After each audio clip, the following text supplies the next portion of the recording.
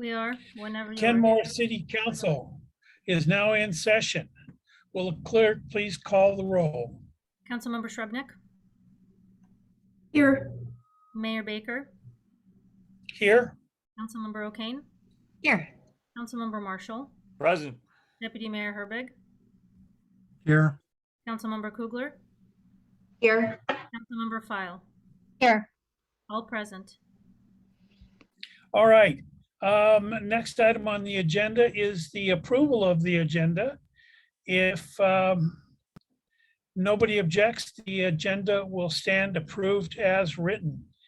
Next item on the agenda is a special presentation from Evergreen Health. We're joined tonight with Stephanie Lizza. Hi, everyone. If you Can you would hear me? please. Yes. Can everyone hear me okay? Wonderful. Yes. Thank you. Thank you so much for having us, or having me, frankly, to speak on behalf of Evergreen Health. First, I want to thank Mayor Baker.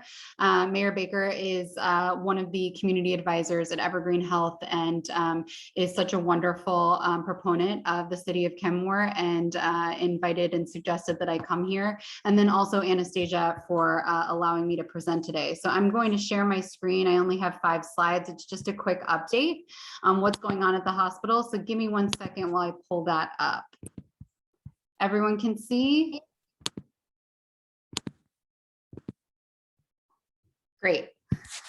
All right, so before I begin, I just want to introduce myself. My name is Stephanie Lizza. Like I said, I'm the Director of Community Engagement and Legislative Affairs at Evergreen Health, and my scope of work is really being the external liaison on behalf of the hospital with our community, which includes our local cities. I wanted to come today just to give a brief update about what's been going on at the hospital. And the first thing is that we've had a lot of really exciting, wonderful accreditations and acknowledgements about the quality care that's offered at the hospital recently. The Joint Commission, which is a governing body that comes and does surveys at hospitals, just came for our 3-year survey. And it's all about the quality care in the hospital. And we did very, very well. We only had 39 findings, which for a hospital of our size is very, very low, and none of them were of concern. So that was a really great Joint Commission visit. The second thing here is the American College of Surgeons for metabolic and bariatric surgery. We are now an accredited center, one of only 24 others in the nation. The Commission on Cancer over here, we just received our 3-year accreditation for our cancer program. And then our new ICU opened on July 15th. And so I just wanted to mention that, that our new ICU opened. It's really, really wonderful, kind of state-of-the-art technology where it's a bigger space, the same number of beds. Rooms are equipped with negative airflow. In the case of another pandemic, there's a lot of really wonderful improvements for the quality care of patients and also for families visiting their loved ones in the ICU. The next thing I wanted to update the council on is that our family maternity center, where women and families come to give birth, is getting an upgrade. So there is some construction happening at the hospital, but it's all really great. It's going to result in the renovation of our labor and delivery units and our OB emergency room, an expansion of our neonatal intensive care unit beds, and an additional spaces, including a classroom, a family lounge, and staff workrooms to support our team-based care delivery model. And this is all recognizing kind of the growth in our communities. And I don't know if anyone's read in the news that there is a fertility decline. That's not true for Evergreen Health. We have seen kind of record number of births in the last 6 months. And so we're not seeing the same kind of trends, I think, that are being seen nationally. So this is all really welcome news for our staff there and also for our community who want to give birth at our hospital. Obviously, the past year and a half has been all about COVID. So I wanted to give everyone an update of the COVID status at Evergreen Health. You may have read in the news that Washington State has, as like much of the nation, has seen a recent surge in COVID cases at the hospital. This is also true for Evergreen. However, we are seeing a decrease in cases. So these two graphics show the status as of yesterday, October 17th at at 1:30 p.m.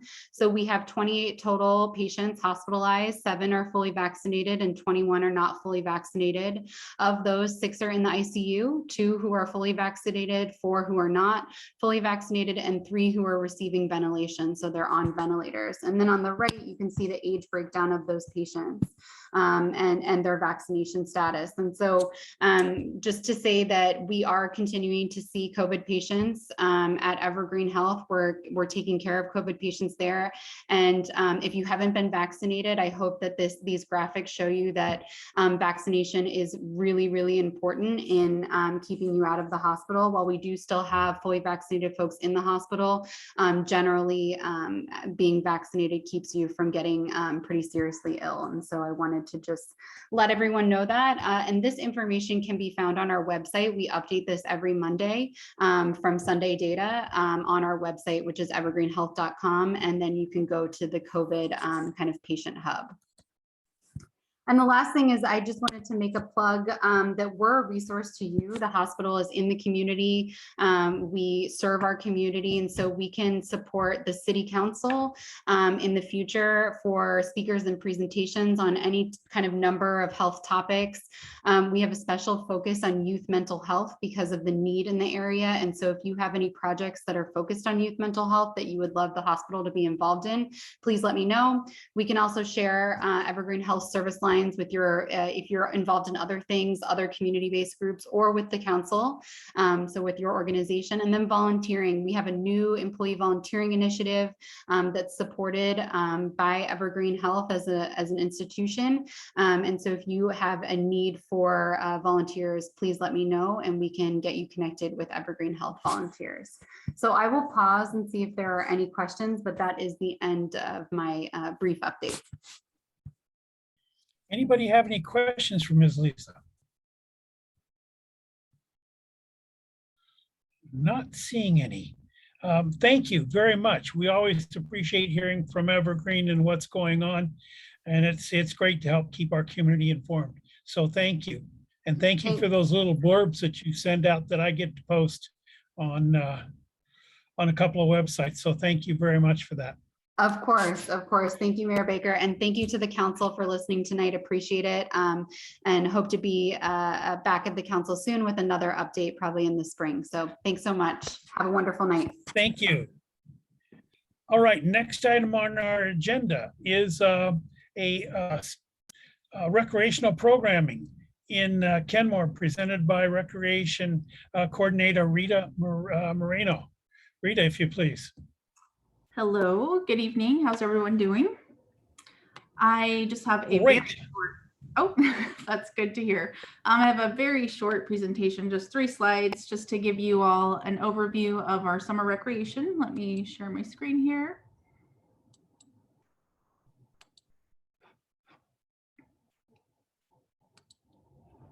Okay, and so are you all able to see the screen? Perfect. So Summer Recreation 2021 was a little bit different for us this year. We were able to partner with 5 organizations to offer recreation programming in Kenmore. We offered 15 youth sports programs through Skyhawks, 2 outdoor summer camp sessions, and multiple opportunities for folks to get out on the water.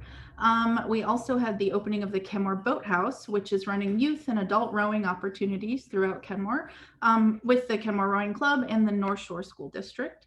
So, and then just as you know, due to COVID, some of our partners weren't able to offer any recreation programming. Our Skate Like a Girl wasn't able to offer anything, and a couple other smaller groups that meet at City Hall weren't able to meet. So we're hoping for next summer to have a full lineup and maybe bring in some new programming. So these are just the numbers. So you can see here, Skyhawks actually had a jump in registration this year, which I think kind of speaks to the youth needing to be out and be active and get away from their screens after school online. The summer YMCA summer lunch programs numbers kind of dipped down a little bit, but that was to be expected, they said.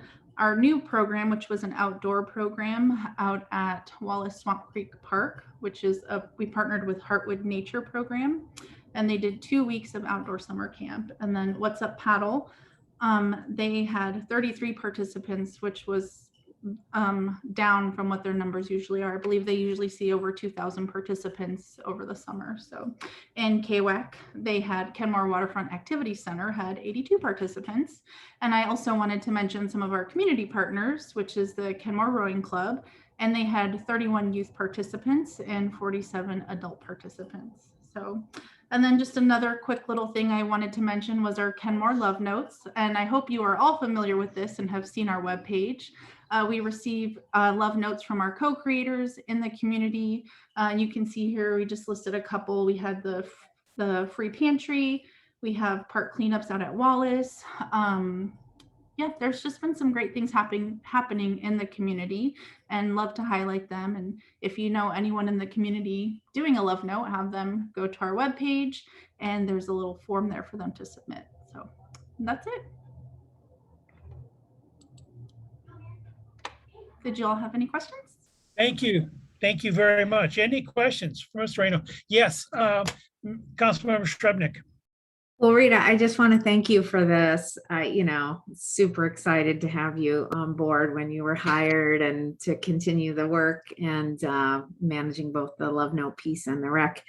I'm wondering if this can maybe be like an annualized report, like, calendar year 2021 or calendar year 2022, just because it looked like it was just about the summer. And I know that some of these programs extend beyond the summer. So I think we want to capture the full range. So that was one thought. And then the other was I'm curious the distinction between the community partners and the recreation partners. What is that? So our recreation partners are organizations that we actually have contracts with. So they are contracted with us. And then community partners are just, people are organizations in the community doing recreation work. So. Okay. I mean, technically there is a contract. Yeah, North Shore for the rowing. So yeah, we want to clarify that. And with their contract, I believe they were just at the point where they were needing to report numbers. So we were just kind of at that weird spot. So it would be great to do a yearly thing. I agree. Cool. Thank you. Yeah, thanks for your question. Councilmember File. Thank you. I want to thank you for this, and it was great to see some of the highlights.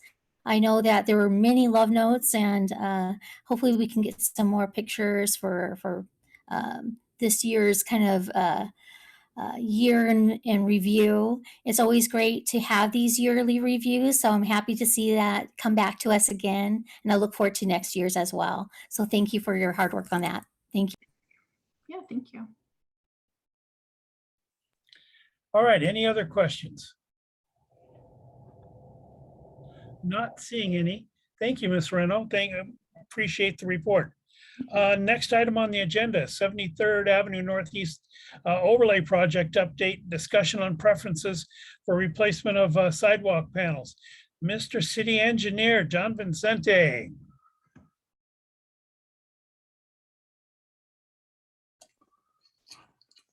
Good evening, Your Honor. I know I'm not John Vicente. Either that or your appearance changed. I just got off the phone with him just a second ago. He's about to join us. So I would like to kind of prep this topic though, because it could be indicative. That's not the right word. It could be a foreshadow to what you want to do on 61st Avenue. Because 61st Avenue has the same issues with trees versus sidewalks. And so this is kind of like a test case leading up to 61st. So have that in mind as you're having this conversation with John. And I see John right now. Yes, Mr. Vicente, if you please. Good evening, Mayor, Council. My apologies for being late. I was not thinking this meeting was at 6 o'clock, so luckily I'm already ready to go. So I'm going to share my screen for the 73rd project.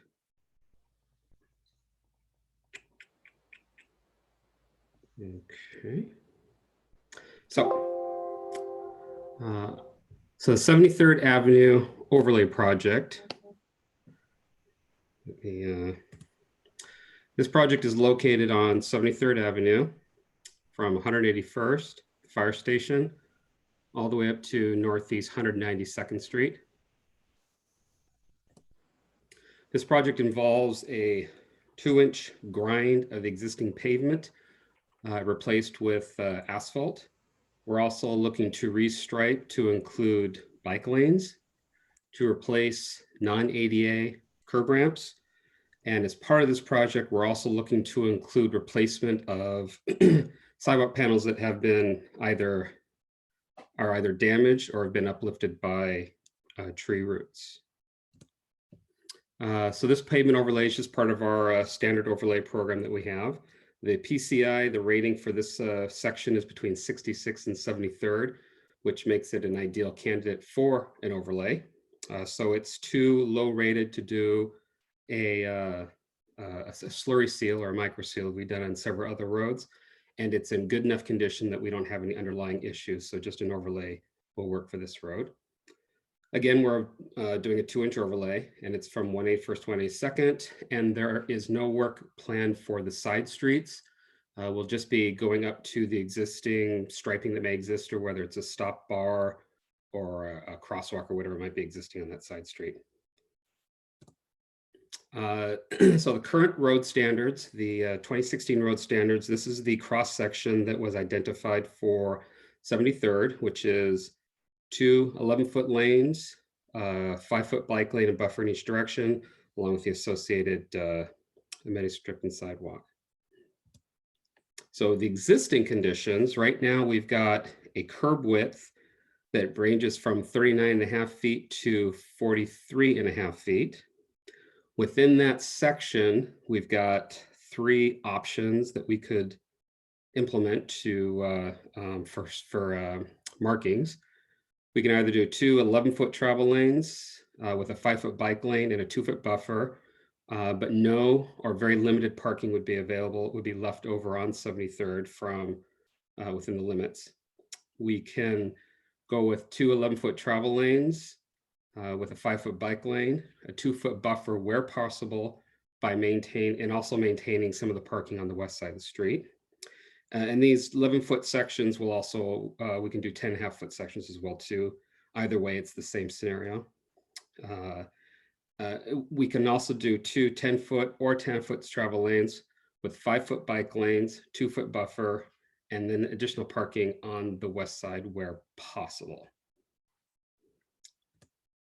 So the first option that I mentioned, 2 11-foot travel lanes or 10.5-foot.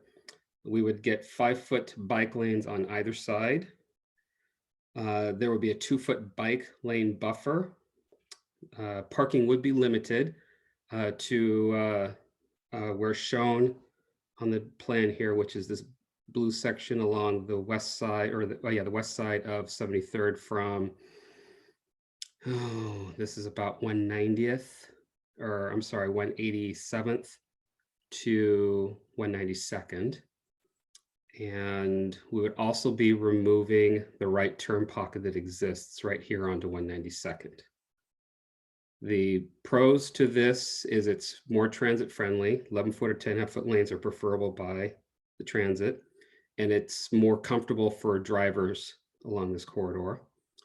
The cons of this one, the wider the lane widths, the higher the speed potential can be for the roadway. Since it's more comfortable for drivers, it's more comfortable for them to go faster. Your gaps tend to be less, so it's a lot more difficult for people to turn onto 73rd. It is car friendly, and this has the highest loss of parking for this corridor. Option 2, which would be either 10.5 or 11-foot travel lanes. We would have 5-foot bike lanes throughout the corridor. 2-foot buffers would be possible at this location, which is just south of 185th, and then buffers through this location from 192nd to just around where the bend exists on 73rd, just before the wetland area, which is right here. All existing parking on the west side would be retained. And then again, the right turn pocket on 192nd would be removed. The pros for this option, it is still transit friendly, still within the 10.5 to 11-foot travel lanes that transit likes. There still is a driver comfort, wider lanes makes it more comfortable for them, and parking, more parking is retained. Within the cons on this, you've got still higher speeds, again, less gaps for vehicles turning onto 73rd, and it still is more car friendly. I should note that with all of these options, the parking that exists on the east side of the street along 73rd would have to be removed if we want to have bike lanes. So that's everything that exists along where the wetland area is, all the way up to the entrance into Kenmore Elementary. All that parking would have to be removed. And then option 3 provides for 10-foot travel lanes, 5-foot bike lanes, 2-foot buffers where possible. So in this scenario, we would have a buffer on the west side of the street from about 181st to just past 182nd, then buffers on both sides to 185th. And then we don't have room for a buffer within this short segment of 73rd. And then we'd have buffers from there all the way to 192nd. All parking on the west side would be retained, and it would be 7.5 feet wide. And then again, the right turn pocket on 192nd would be removed. The pros to this option is it's the most ped bike friendly option. It's the best option to provide gaps for vehicles turning onto 73rd. It promotes the lowest speeds possible over the other two widths. Parking is retained on the west side. The con to this one is it's not very transit friendly. 10-foot is not preferred by Metro.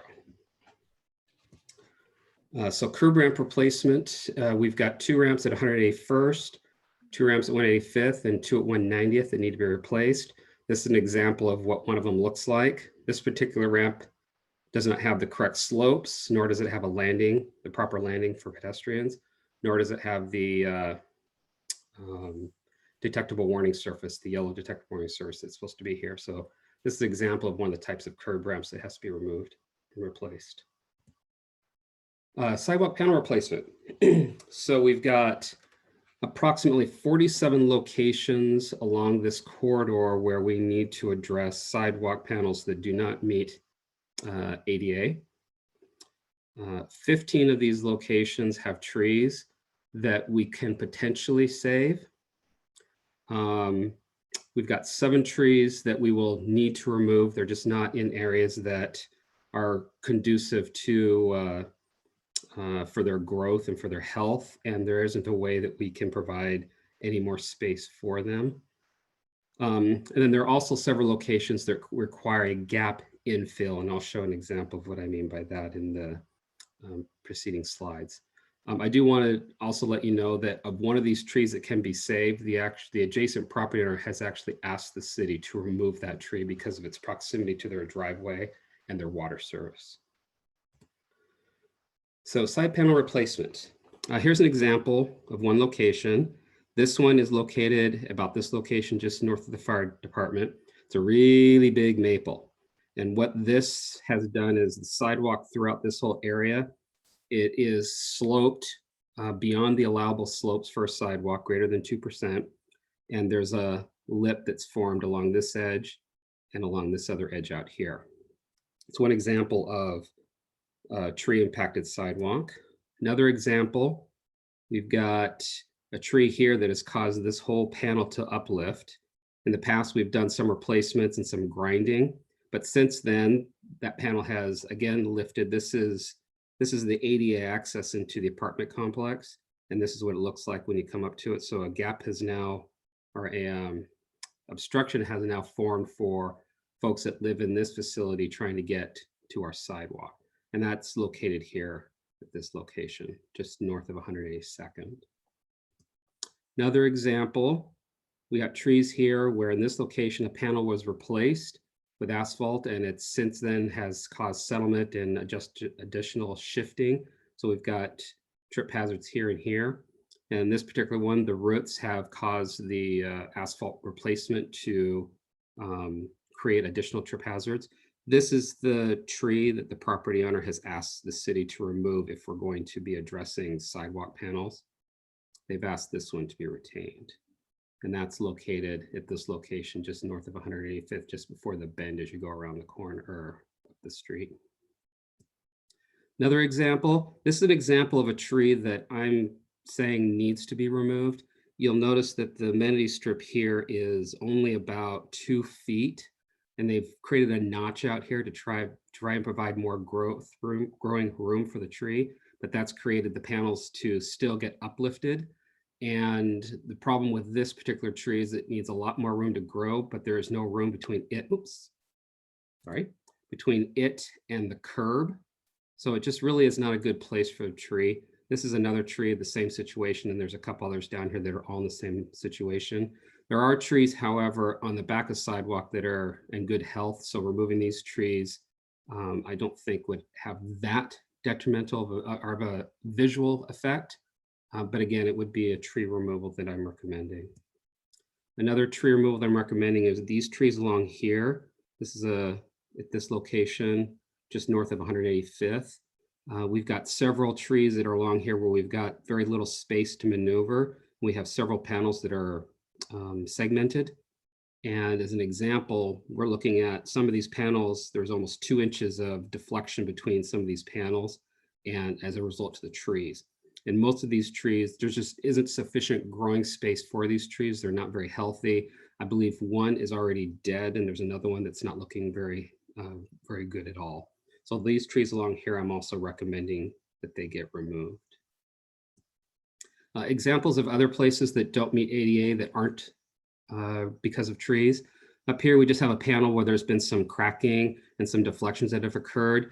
This is a location, for example, where we have storm drainage in the street. We've got a catch basin, and part of the standards from King County and our current standards is that you put in expansion joints along the width of that catch basin across the sidewalk.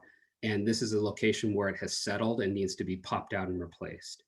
Another example here, the panel has shifted and adjusted and needs to be replaced, but it also will involve having to dismantle the hand railing before we can replace it because it's bolted in at this location. There's also issues with utilities that will need to be adjusted so that we can get the proper correction. And then this here, this is where the bridge is up by near 192nd. This is a gap infill. The requirements allow only for maximum of a half an inch of gap between panels. And this one is about 1 inch, I believe. So we have to come in and infill this with some sort of joint filler, concrete joint filler. The sidewalk panel replacement options, we've got 3 options that I've highlighted here. One is to remove all of the trees that are impacted the sidewalk and then replace the sidewalk in kind. Another option is to preserve several of the trees by ramping up and over the roots, bridging up and over them. We still would have some trees that need to be removed. And as I mentioned, one of the property owners has asked us to remove one of the trees in front of her house. The third option would be to remove the panels and replace in kind. No ramping, no tree removal, just replace the concrete to remove the trip hazards. I don't recommend option 3. That one is just a very temporary fix, and within a few years, we'll be coming back to readdress those issues again. I just note it here because it is an option that is available. So panel replacement, option 1, no tree preservation. This is the lower cost option, about $4,600 per location to remove the tree, remove the concrete panels and replace it in kind. This permanently removes any future impacts to that area. And this provides the best accessibility for that portion of the sidewalk. The downside to this is you get a loss of your tree canopy. There is a negative impact to climate. There's a loss of aesthetics, a loss of screening. Again, as I said, one of the trees is on private property, so we would have to have conversations with the property owner about removing that tree. And then we have to coordinate with all of the utility companies because the trees have grown throughout the utilities along the corridor there. And so we'd have to coordinate with them because they've got restrictions on how you can work around their power lines. And it's more specifically Puget Sound Energy, but the other utilities would require some coordination because their lines are running through these trees. Option 2 would involve the tree preservation. The pro to this, it does preserve our mature trees on the corridor. It preserves the existing tree canopy as much as possible. It does minimize impact to climate change. It maintains aesthetics, and it is this method is also a longer term solution. Oops, these touchy fingers here. So this is the highest cost option. It's a little over $21,000 per location. The reason for that is we have to remove the panel, of course, but we have to construct an accessible bridge up and over, and also provide safe fall protection safety. So bridging over, handrails, structural soil, several things have to be done to build this. There is no guarantee that the sidewalk will not have additional problems. By keeping the tree there, the tree will continue to grow and roots will continue to expand. And it is possible that the trees could expand beyond the bridged area and create other panel problems. It is possible that the tree could eventually grow to the size where the bridge we've created may start shifting and moving. We have to do more analysis to determine what the best solution would be for bridging over, but those are still possibilities. This decreases accessibility. Right now, it's fairly flat out there, and we would be adding vertical rise up and over, which is less accessible. It would still have to meet ADA accessibility, but again, anything that is a steeper slope is less accessible than something that's flat. This would require some temporary property easements. There are a couple locations where there might be some impacts to adjacent property, such as fences or driveways or landscaping or something like that. Not too many are needed, but there are a few locations that would require the temporary. So the option for ramping over, this is an example of what I would propose we do to preserve the trees. So the ramping would start a flat area here, then we would gradually come up and over. There is some concrete lateral supports along this bridge to help support it. There is gravel underneath, and we would also apply some structural soil to provide some growth medium for the tree roots. And in theory, this should last for quite some time. The research that we've done has shown that this is a very good solution for tree preservation. But again, depending on the tree, the age and the size, it's really hard to tell what the roots will do over time. And again, for protection for the pedestrians, we'd have to have a railing on both sides. And again, as I said, on option 3, which I don't recommend, the pros to that is it preserves the trees, preserves the canopy, it minimizes the impact of climate change, it maintains the aesthetics. It is the cheapest solution, about $1,500 per location. The downside, though, is this is a very short-term solution. I would envision that within a few years, less than 5 years, we would be right back where we started from, looking to address these panels, either by removing the panel again or having to grind or add asphalt shims like we've had done in the past. This would also require that we do some root pruning, which could damage the tree. Once we pull the panel, until we actually see what the root structure is, it's still uncertain whether we could do this option. We may still have to remove the tree, because if the root structure is such that we have to do a bunch of root pruning, the tree becomes unstable and could potentially either die from the root pruning or could fall over during a storm. So with the tree removal, option 1 removes approximately 27 trees along this corridor. Option 2 removes approximately 12 trees. These trees are the ones that I showed in previous slides that exist along the east side of the street from 181st to about 182nd, and then also on the east side of the street from about 185th to the bend in 73rd as you go up and around to where the wetland area is. Option 3 would no tree removal today, but you might be looking at moving trees later on because of potential damage that could occur to those trees, trying to replace sidewalk panels without addressing the issue of the tree roots and stuff. So your sidewalk panel cost replacement, option 1 with trees to be removed is 69,000. All of the other areas is about 62,000. So our total cost would be 131,000. For option 2, we're looking at about 324,000 to preserve the trees that are able to preserve, and then 62,000 in the other areas. This option also does add a long-term maintenance requirement. This is both for Public Works and for the property owners. With bridging over, it's just a little bit more difficult to get in there and shovel snow, and you're dealing with ice issues, and with the added slope adds a little bit extra problem there. The hand railing, we would have to maintain that, making sure it doesn't, the painting is kept up and doesn't rust. And if it gets damaged, say by a vehicle, it has to get replaced, and someone has to spend time taking care of that. The total cost for this option is about 386,000 plus whatever maintenance or regular maintenance would be necessary to maintain that. Our budget right now, we're looking to use the sidewalk panel, the replacement budget that we have, program budget, which is right now 150,000 for this biennium. Our options are, if we decide to go the route to preserve the trees, sorry about that. To preserve the trees, then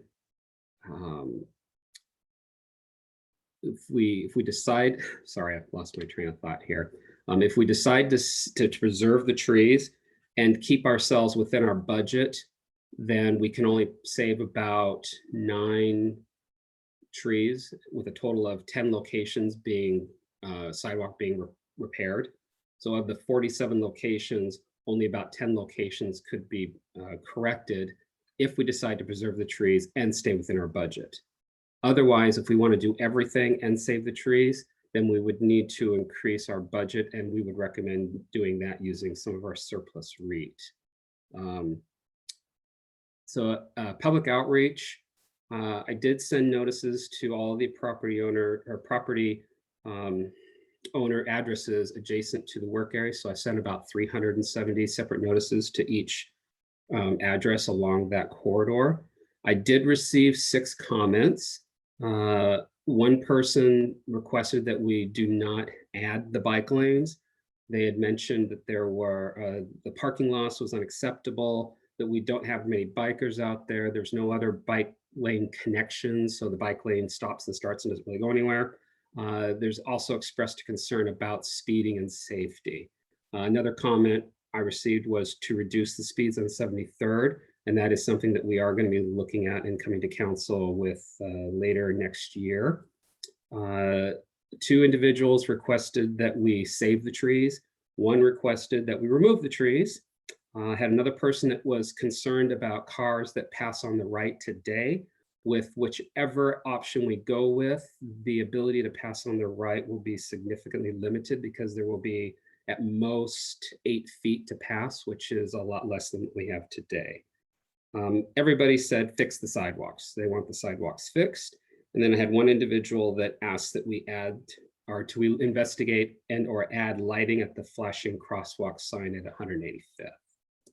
With that, I will stop sharing and open it up for discussion.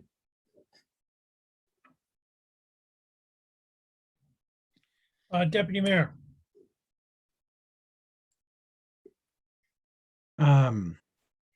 So John, which of these, you gave us 3 options, or at least 3 ideas for rechanneling. Which of those meets our current road standards? So our current road standards call for 2 11-foot travel lanes, 2 bike lanes with a 2-foot buffer on each. Okay. And if we were going to down the road lower speeds on 73rd, would that change your recommendation for lane width at that point? So regardless of what we do with the speeds, my recommendation for lane width would be to reduce it. The wider we have the lane width, the more likely we're going to see vehicles exceeding the speed, and the more likely we would need to do some other form of mitigation on 73rd to get the speeds reduced. That could mean, I really don't know. Given the wider lanes, there's not a whole lot you can do because we don't want to put, traffic circle, roundabout. It gets pretty limited when you're dealing with a collector arterial. Yeah. Okay, thank you. Councilmember Marshall. Thank you. So under the tree options, what right now is like the main species of tree or the type of tree? Are they mostly deciduous? Can you say offhand, or are they mostly non-native or native, or any idea of ecological significance? Well, I'm going to say since they've been there for probably over 50 years, they count as native. But a lot of the trees, they range. They're both deciduous and conifers. We've got maples out there. There's another species I'm really not that familiar with, but is a deciduous. It's in front of that house that I pointed out where the neighbor wanted to have one of the trees removed. I don't recall what type of tree that is. There's a couple of firs and cedars. It's a wide variety of different types of trees out there. And that real big one by the fire station is just a giant maple. It's like a 48-inch maple or something. It's huge. Okay, and then under the like total removal option, what would we be replacing the trees with or not replacing them with? Or is there a type of tree that doesn't cause sidewalk problems, or absolutely that's just the way roots are going to grow? So there isn't a lot of room left for tree replacement. Most of these trees are in the public right of way, but the public right of way that's available is a couple of feet, 2-3 feet. And you really want to set your tree back far enough so that there's sufficient room to grow. We could potentially replant trees. We would put in a root barrier along the sidewalk, and we'd have to work with the property owner to plant a new tree that would grow, be most likely a boundary tree. And that could potentially work. But again, it's a case-by-case basis. I'm not really sure. For example, the trees along the east side that I showed where that they were really tiny trees and the mailboxes and the gaps. There's a fence there and that's private property. So if we were to plant trees, we'd have to probably plant them on the private property if we wanted to do that, because there's no room for the tree to grow because that fence is it. So it just depends on location. And then as I mentioned, on the east side of 73rd, between 181st and 182nd, there's not much of a planting strip there. It's maybe 2 feet wide, which just is not enough room for anything to grow there unless it's silk. So kind of don't have too many options in that location. And there's already some significant trees on the back of Sidewalk as well too. So where these trees are that I'm looking to remove, there's other trees on the other side. And it was a balance of which tree do I remove, which ones do I keep? And I figured the ones in that narrow strip would be the best ones to remove. Councilmember File. Thank you. Mr. John Vicente, thank you for putting in all that hard work and preparing this information for us tonight. Much appreciated. On 73rd, I really appreciate option 3. I think that would work out well, except I do not agree with the recommendation to remove the right turn lane pocket. I think that will cause a backup of traffic and not desirable to the neighborhood. I do really want to see reduced speeds through these corridors that we have, the high traffic corridors that we have. And I would definitely support the flashing crosswalk improvement, and hopefully we can gain some other grants with safe routes to schools with some of those improvements. And on 61st, with the sidewalk panel replacements, I support option 2 with ramping. Yet, should there be tree removal, I would like to see some repurposing and reuse of those trees. to help support our environmental sustainability, possibly repurposing for benches along the way. I think that would be good for our community, whether it's located in the nearby area or elsewhere. But we do need to be conscious of what we do with our end product. Thank you. Councilmember Coogler. Thank you, Mayor Baker.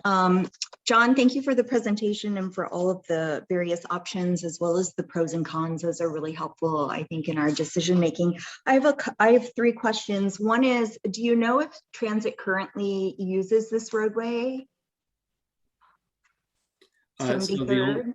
So public transit, no, but the school district does have buses that go down 73rd.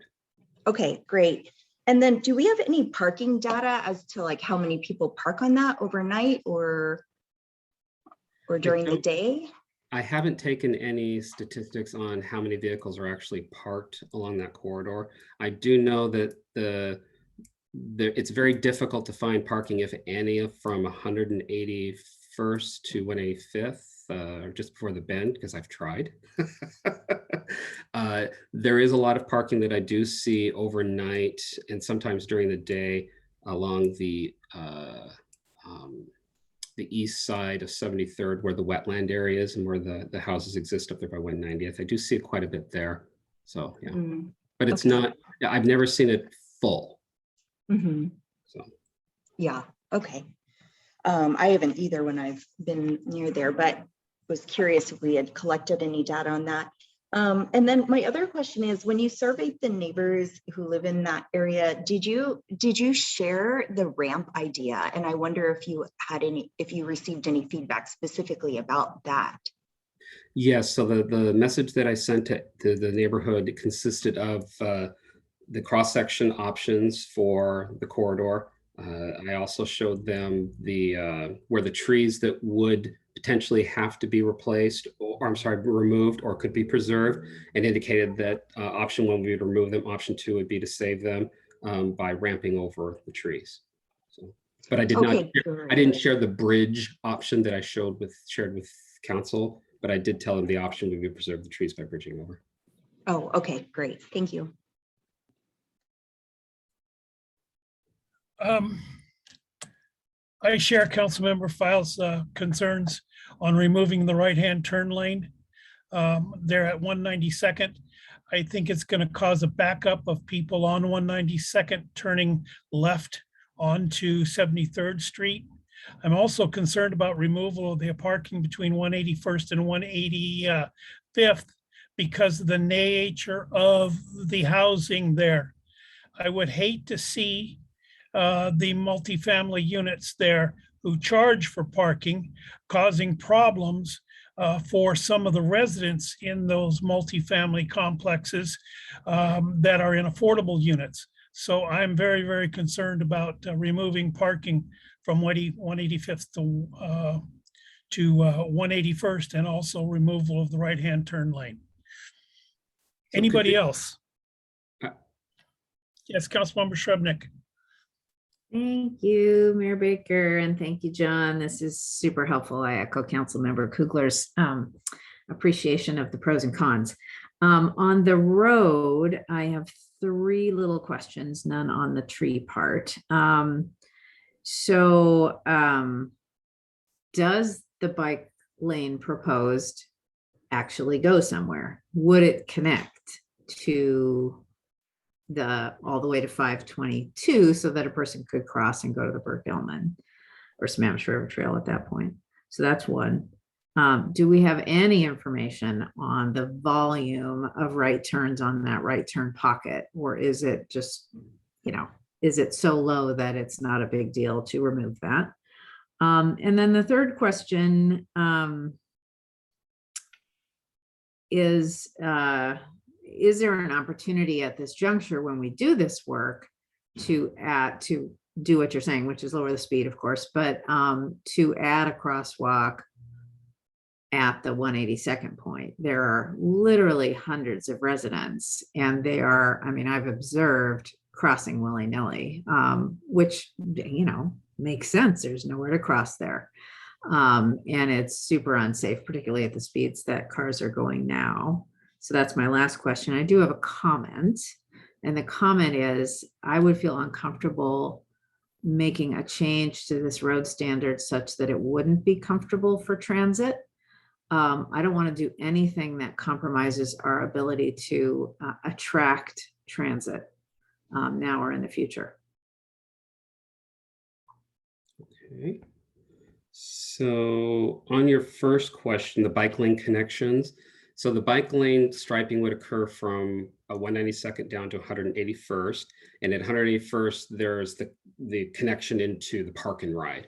So people can go down to there and go right into the park and ride if they needed to, and they get that connection there. If somebody wanted to go to the Burke-Gilman Trail, they would have to stay within the actual travel lane and then cross the street because we don't have the right of way in that section to add a bike lane. So, and the future plan would eventually be putting bike lanes all the way to the county line, Sure, city yeah. line, and then down 192nd. And so there's a huge bike network proposed in that area. And this would be the first beginnings of it.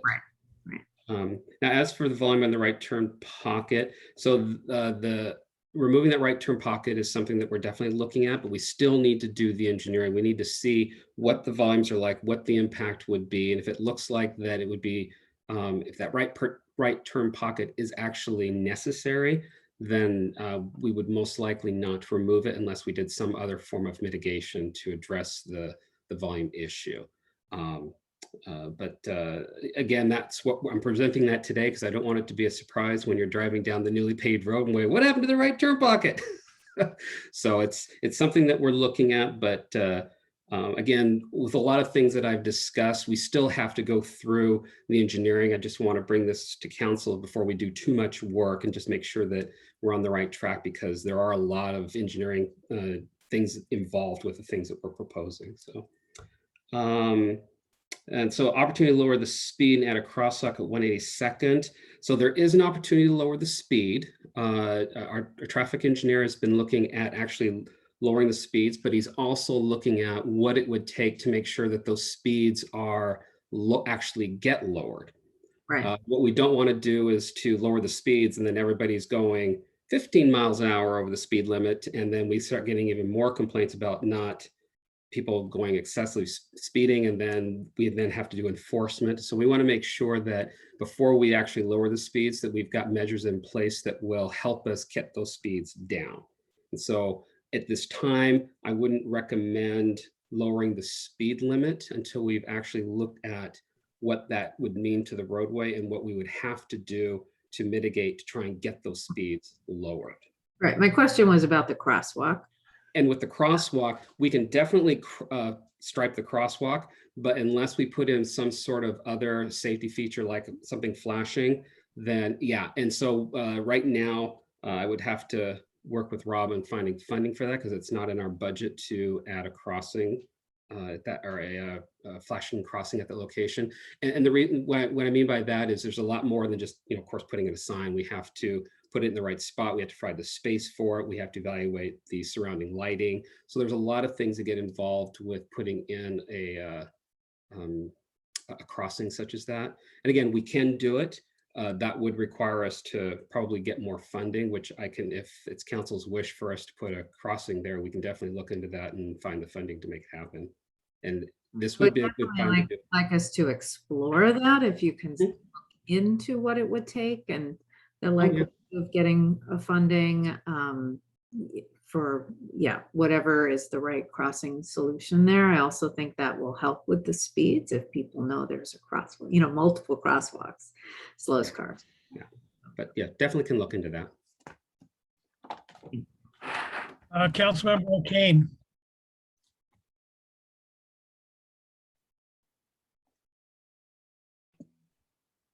Well, John, thank you for the excellent presentation.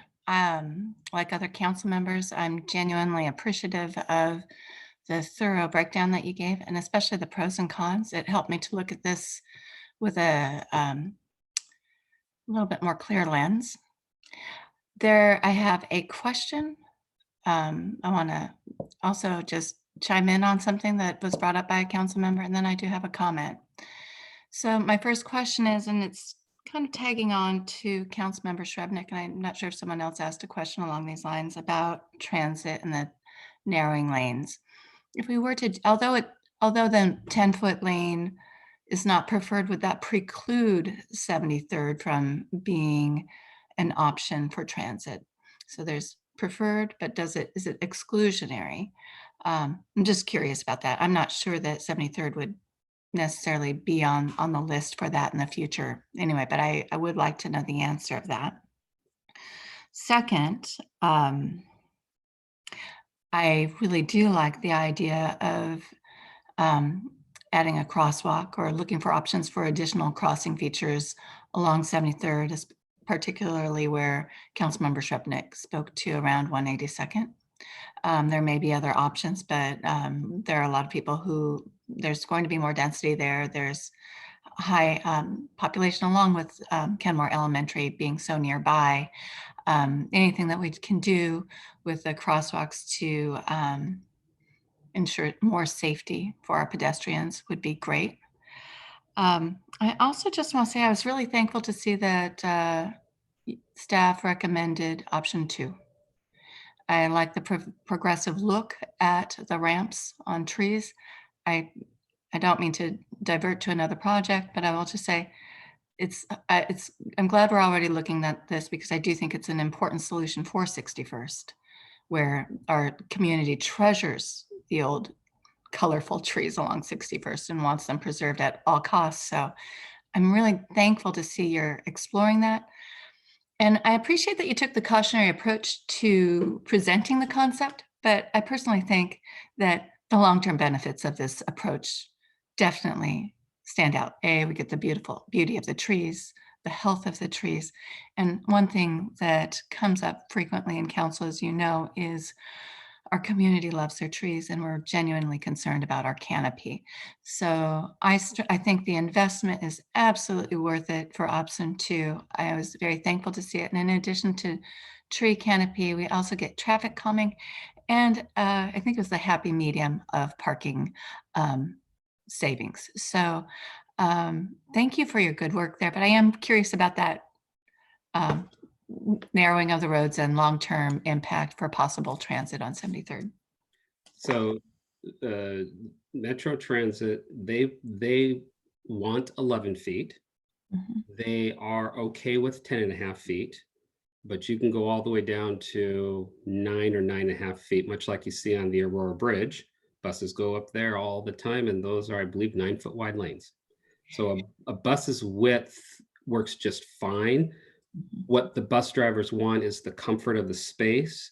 And then there is that issue of if you're really, really narrow and you get 2 vehicles with these big mirrors, you have to go real slow and watch real close. It gets a little bit hairy for them, the narrower the lanes go. But again, the Aurora Bridge is 9.5 feet, and the buses manage just fine on that. So there's no rule that says it has to be 10.5, 11 feet. It's what Metro prefers. That's what I wanted some clarification of, because I had a sense that I don't think it's exclusionary, but there would have to be a real demand to drive transit up 73rd. And I haven't heard a lot of it yet, but I could see it down the line. But that's why I wanted to ask. But I really like option 2. I really thank you for the thought and care. And just actually, as you wrote the recommendation, whoever wrote the recommendation, that given the city council's priority on environmental stewardship, climate, and reducing carbon dioxide in the atmosphere, recommending the additional REIT revenues to preserve trees on 73rd by constructing ramps and boardwalks that will protect root structures and preserve existing trees, is genuinely in alignment with what I see our council wanting to do. And I was really happy to read that. So thank you. Deputy Mayor. Thank you. First off, I want to say I support Councilmember Shrubnik's proposal for a crossing at 182nd. I live a couple blocks away there, and the population density there is already some of the highest in the city, and frankly is just going to get higher. And And we need to recognize that and give people more options for crossing the street rather than making people walk longer distances. I also support building out our bike network, especially along places like 73rd, where it's going to connect directly to the Stride BRT that's coming to Kenmore in a couple of years. We need to give folks other options to get to that transit rather than driving and parking. And if we can make it easier for folks to bike down there and either park their bike in one of the lockers that they'll be putting in, or toss their bike onto the bus and then take it with them on light rail, that's a good thing. Everybody that we get out of a car is one less person in a car causing congestion. I think when it comes to transit on 73rd, our most realistic get for our city at some point would be a smaller kind of circulator route, getting folks to BRT. I could be wrong, but I would imagine, those shorter, the shorter vans or those kind of van bus hybrid sorts of things that could probably deal with a slightly smaller lane width. I don't see full size metro routes running down there, but I can see us getting something circulating folks to make it easy for folks that live further out to get to BRT at 522. And then just one question. Have we had an arborist or Samantha or somebody look at the trees along that you're along the corridor, and do we have a good sense of how healthy the trees are that you're proposing building a ramp around? So we haven't had an arborist look at the trees. We're waiting to do that extensive amount of research until get more thoughts from council on the direction they want us to go in. So okay, well, I really appreciate the thought you put into, like Councilmember O'Kane said, I really appreciate the thought you put into the bridge idea, the ramp idea. I think it's important that we recognize the asset that we have in these trees and try to save them where possible. And just running some quick math here, there's a possibility that we can save up to 20 additional trees by doing this. And if you break that down by the additional costs, we're talking $12,000, $13,000 per tree, which I think, assuming they're healthy and will live for a while, is a really worthwhile investment in the community. So I appreciate the thinking that went into that, and I'm hoping that we can move forward with that option. Councilmember File. Thank you. I just want to support both my fellow colleagues, Councilmember Nigel Herbig and Councilmember Shrub, for flashing crosswalk at 182nd crossing, as well as the 181st. As I remember, it was almost 8 years ago today that, or by summer, that two young folks came before the council about the crossing experience at that location, and recommending a crosswalk at that location. And as I remember, it did talk about how they almost were hit in a session, and how, as a sixth grader, they weren't taller than a car. There is a bus stop there, a school bus stop there that drops off children. I believe that would also do the city side or the North Shore School District side.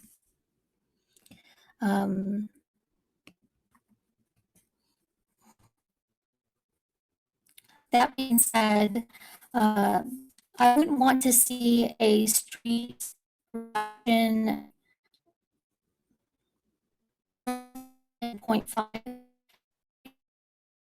that safety that provides ped bikes is important to be able to assure the safety of our community traveling along these routes. So that being said, thank you very much. I think that's all I have to offer on that. I'm sorry, but I didn't get most of what Councilmember Fowle had to say. Was it my end or is it her end? It's her end? Yeah, I didn't either, but I'm always suspect. I think it was pretty much throughout the council. We didn't get most of that. Yeah, okay. I will say that what I couldn't understand the most was where Councilmember Fowl wanted to have another crossing considered. I know that there was an interest in the agreement with 182nd, but I got the impression there was another location she was also wanting, and I didn't hear what that was. So it would be If helpful. she gets her signal back, maybe we can get back to her and have her restate it. Councilmember Coogler.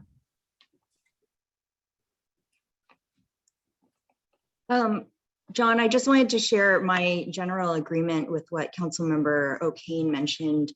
I think you've done a nice job with option number 2 of prioritizing safety, environment, accessibility, cost, and reducing speed, which I think is really, and preserving transit, and bike, a lot of different things in there. So, and I think that that's certainly in alignment with what the council wants. So thank you for that proposal.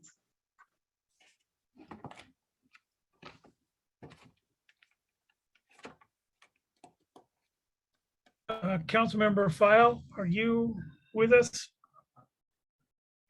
I am, thank Was she- you. So we didn't hear you. And I think the thank you. question is, where did you want the other side of the other crosswalk? So that Northeast, the 82nd and 181st, if we can ensure that we're updating both those locations. It was about summer that we had 2 students from Kenmore Elementary come before the council talking about the bus stop there at Northeast, at 22nd, and the need for a crosswalk there where the crossing guard almost was hit. So I support that, and I support both my fellow colleagues, Deputy Mayor and Councilmember Shrub on that. Street width on 73rd, I certainly don't want a reduction more than 10.5, because assuring our pet bike safety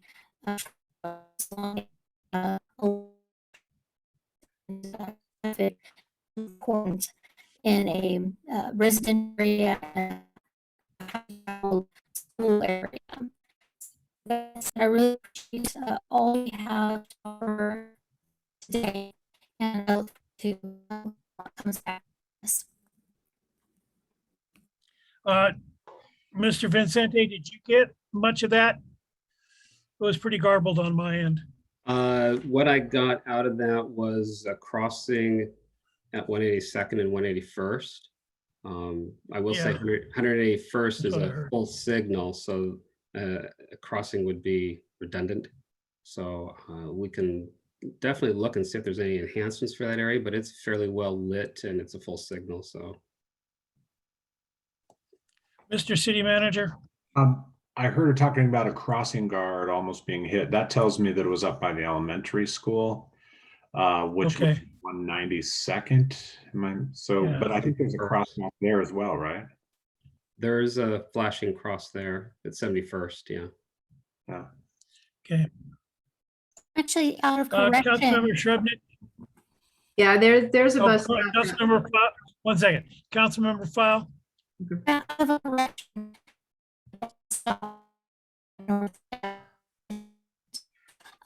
Yeah, you're going to have to do something with your connection. We can't hear you. You're breaking up pretty badly. Okay, Councilmember Shrubnik. Yeah, there actually is a bus stop around 182nd. So I think that's what we were talking about. I don't know if there was a crossing guard there, but I mean, there absolutely is one. I'm just curious, are we looking for a vote? I mean, what are we doing here? We're just getting information. Advisory. And Okay, then I support. Okay, then I support, I believe, all the other council members in option 2 in both cases. Yeah. And we're just trying to give him some direction, and there's nothing that we need to vote on, whatever. He just needs to hear our discussion. All right. Let's see. I don't see any other hands up. Councilmember File, are you with us yet? I'm dialing in. Okay. because we're at the end of this section now, so.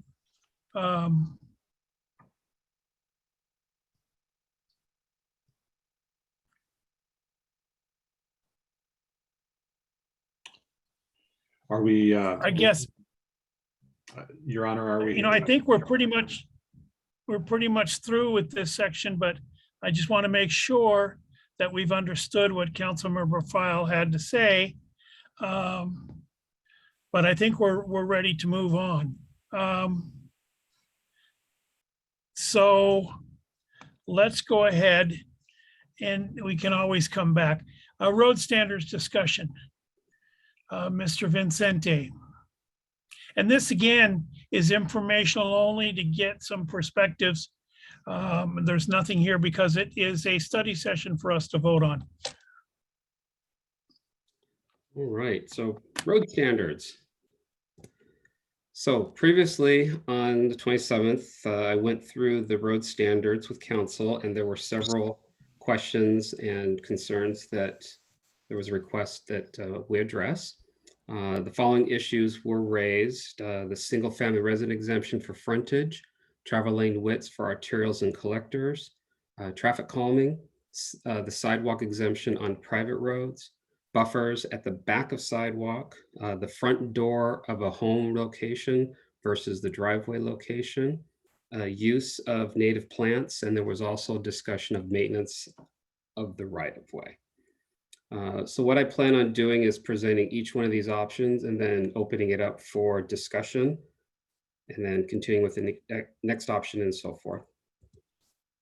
So the single family resident option, the current language within the road standards says that single family residents are exempt from frontage on all roads if it's a single lot, there is an existing home on that lot, and that home was demolished and a permit was submitted within 12 months of that demolition for a new house. The options that we have for this would be to retain the existing language and keep the exemption as it stands. We can remove the exemption entirely, or we can revise to exempt local roads only and require sidewalks be built on arterials and collectors. So with option one, the pro for that is it's the highest cost reduction to single family resident owners. It simplifies the requirements for those owners so they don't have more things that they have to do to build the home. It does support residents to stay in Kenmore. The cons are a sidewalk does not get built, and it is a reduction in pedestrian safety. Option two, which is the so option two, which removes the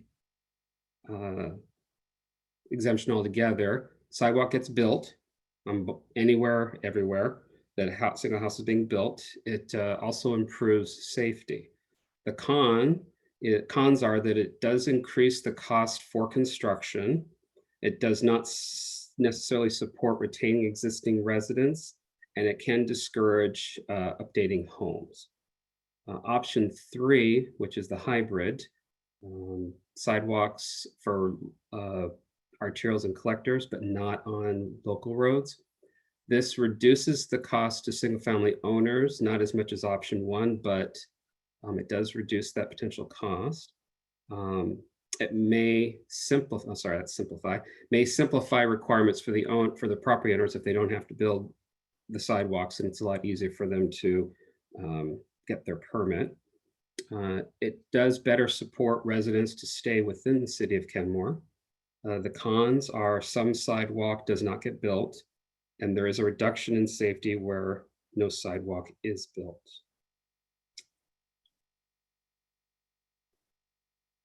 So, sorry about that. So I will open it up for discussion. Mayor, would you like me to close down the sharing, or can you see everybody? No, we're fine. We're fine. Okay. I guess, yeah, I've got a question on this one myself, because I think we're talking about a number of different scenarios here. Councilmember Marshall, go ahead, please. Well, and I was just going to ask, so the exemption would come into play, or the requirement would come into play if you demolish an existing old school suburban house and build a new one. I mean, it's not going to be existing residents required to put in sidewalks, or is it? So this exemption would only apply to someone who demolishes a single home on a lot that was not subdivided, and they have to submit their application for a new home within a year of the home's demolition.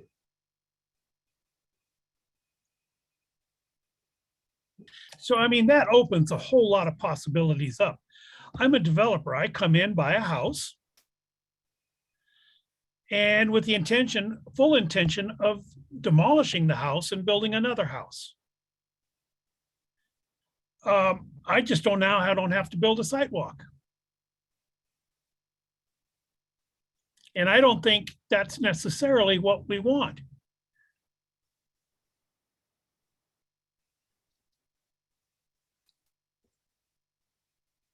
Mr. Vicente?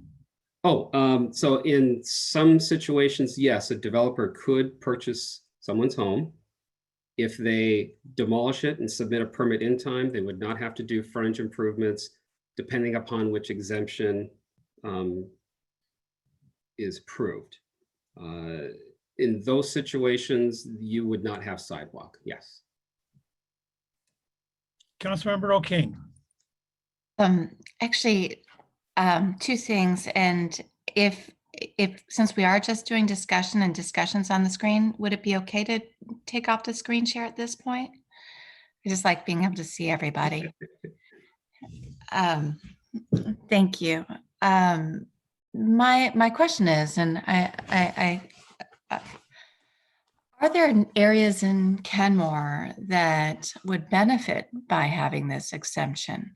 Are there neighborhoods where a house could be torn down or building a sidewalk would be not congruent with the character of the neighborhood? Are there houses where we would want this exemption and it would be better?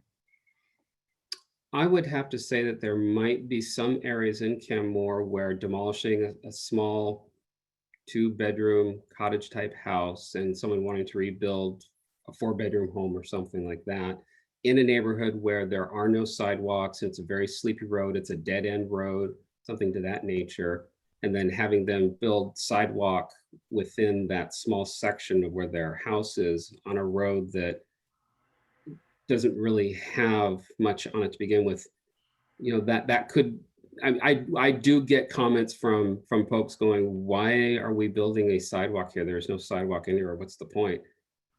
So, yeah. So I guess my question, so the intent would be more for those homes for the exemption where because it is an expense to build a sidewalk. I mean, I like sidewalks, don't get me wrong. I think they're incredibly important. I think about my old neighborhood, there's not a single sidewalk where I grew up in Kenmore.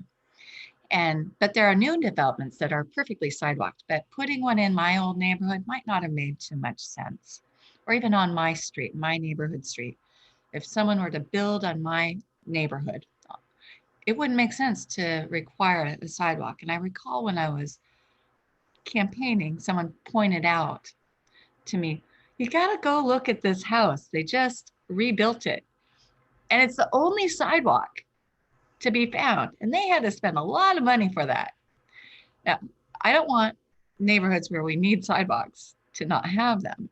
But the income, you know, I'd like to be able to have an exemption. I mean, I'm just wondering, I'm trying to clarify, so the intention of the exemption is sometimes it doesn't make sense to have a sidewalk. Is that what we're talking about here? So the intention is that sometimes people want to rebuild their home and they want to stay, but when we tack on a $200,000 right-of-way improvement, all of a sudden it makes it untenable for them to rebuild their home and stay. They have to just sell and go somewhere else where they don't have that extra cost. Okay. The reason why I say that's more than the intention is because we have our fee in lieu program, that if we feel that a sidewalk is not really suited for a location, that we can utilize the fee in lieu. Within the new road standards, I was expanding that fee in lieu option so that it's the city's choice. And so that would allow us to say, you know, sidewalk doesn't work in this neighborhood, so you're going to put in to the pot, the kitty to build sidewalk where we really do need it. So there is a distinction between sidewalk not going where we don't think it best serves the public versus sidewalk not going in because it's helping someone stay within Kenmore. That's very helpful. And I'm sorry if I went off topic with the direction I was asking, but I really appreciate that. And I certainly want people to be able to remodel their homes without that massive expense of building a sidewalk in front of it. Thank you. Councilmember File. Thank you. So, Ms. John Vicente, I really appreciate these go, no-go options. I think they're more productive for our council to work through. Looking at a couple issues, one, item number 2, the decision between 10 feet versus 10.5 feet for routes. I think that it's really important to have that traveling width of 10.5. And that's something both the Transit Riders Union support and Metro.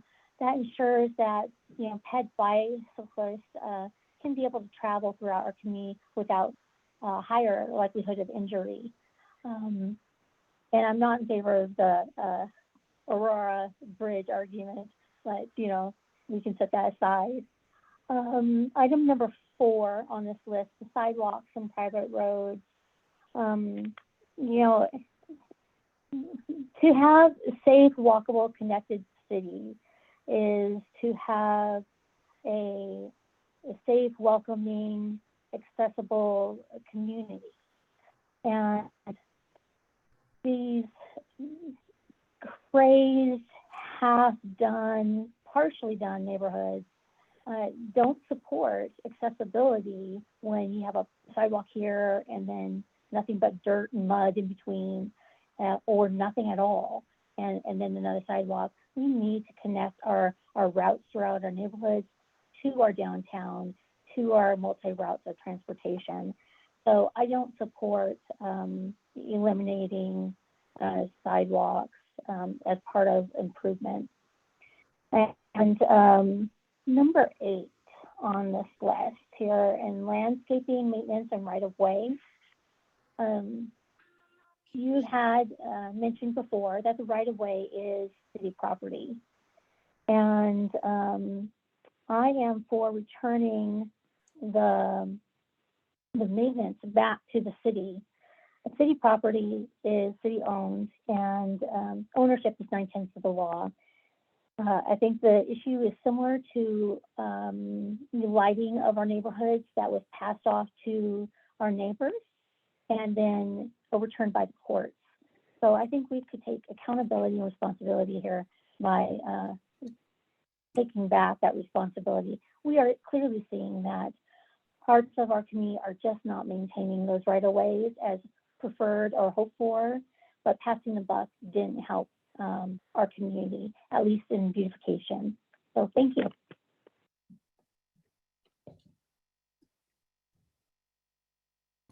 Deputy Mayor, and then Councilmember Marshall.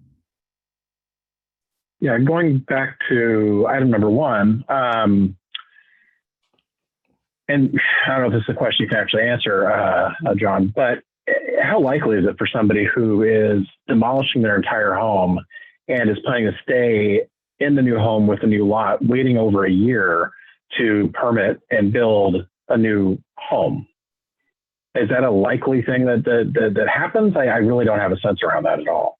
So I do know that there, on occasion, we don't have too many of them where people fall within this exemption. I'm only aware of one house that pretty near after completion, they sold their home. But I don't know the statistics of who gets this exemption and who actually stays. So, but I do know that we've had this just a handful of times come up in the last 3-4 years. Okay, thank you. Councilmember Marshall. Thanks. I think it would be important to know whether or not we're going to eliminate single-family residential zoning in Kenmore after the Planning Commission makes its findings, and then we take a look at what's being proposed. I think it'd be important to know that first if we're going to pack in the greater density before we allow exemptions for sidewalks, when we're going to need all the sidewalks I think we can get if we allow the massive density, the triplexes, the duplexes, the row houses everywhere. I think we're going to need more sidewalks. So we might want to defer this particular part of it until we know what kind of density that we're going to be looking at. Councilmember Shrubnik. Yeah, I mean, that's a fair point that Councilmember Marshall made. But I think in general, a single lot with a sidewalk doesn't make a lot of sense unless it completes a road network of sidewalks. I mean, right now we have a patchwork all over the city, and that is really not okay. So I don't have any problem with this exemption, because I think I mean, if it truly adds a couple $100,000 to a house build, I mean, that is non-trivial. So I don't think it's necessary. So I would be fine with the local road exemption. I assume that, I mean, this has nothing to do with the existing requirement when there's multifamily development, right? Or a developer doing 6 houses and all of that. I mean, they still need to do all of that. Correct. This only applies to a home that where the lot has not changed. There's no subdivision. It has to be a single family. So if they're putting townhomes, they still have to do it. Apartments, commercial, they would still have to. It's just the single family resident, and there's never been a short plat. There's no short plat proposed. Or no splitting, no subdivision, no nothing. Yeah. Councilmember Coogler. Thank you, Mayor Baker. John, I think I might have missed something as you were describing the fee in lieu. Can you describe that again and when that might kick in? So within our current standards, the developer has an option to request a fee in lieu for doing frontage improvements. What that fee in lieu is it's an alternative to constructing all of the required frontage improvements, and they pay a fee. And that fee is calculated based off of our structured calculation within our current sidewalk priority plan. And then that fee is then applied to each individual development depending upon the level of difficulty it would be for the city to have to build that sidewalk. What I'm proposing in the new standards is that the city now has the option to say, no, we would rather have a fee in lieu versus you building this tiny little sidewalk in the middle of nowhere. We'd rather take that money and put it into our sidewalk program and build sidewalks someplace where we actually can get a better public use for. So that's what the fee in lieu program is and what it's meant to do.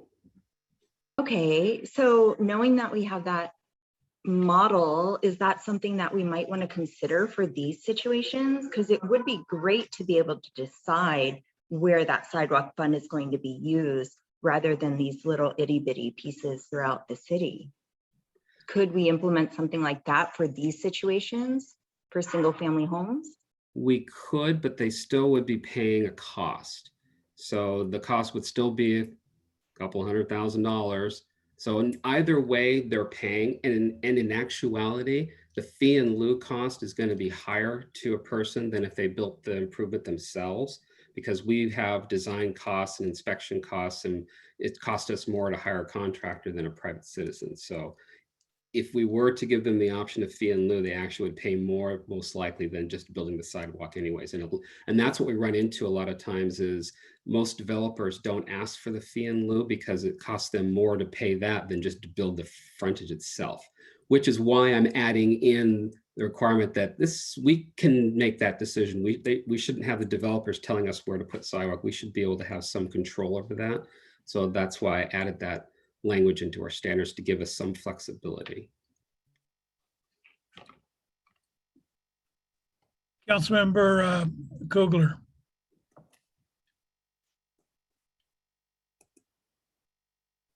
Oh, I didn't have any additional questions. I just lowered my hand. Okay. We've all been out doorbelling. We hear it all the time. When are we going to get sidewalks? When are we going to get sidewalks? You know what? We're not building them. You got to start somewhere, and fine. You know, I had a house right on the corner of 72nd Street and Simon's Road. Over $1 million house. No sidewalk. Doesn't need it. Had it on a side street. Doesn't need it on 170th on Simon Road. Heavens no. We just want dirt trails there. So I don't know. When we're out knocking on doors telling people you're never going to have a sidewalk. So it's just frustrating. Any other questions? Hearing none. Mr. Vicente. Your Honor. Oh, City Manager.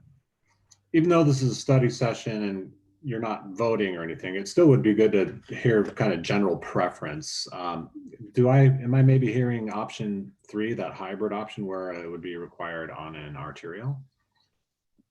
No? Not for me. I think sidewalks should be everywhere if we're going to increase density the way we're looking at, so we prevent further deaths.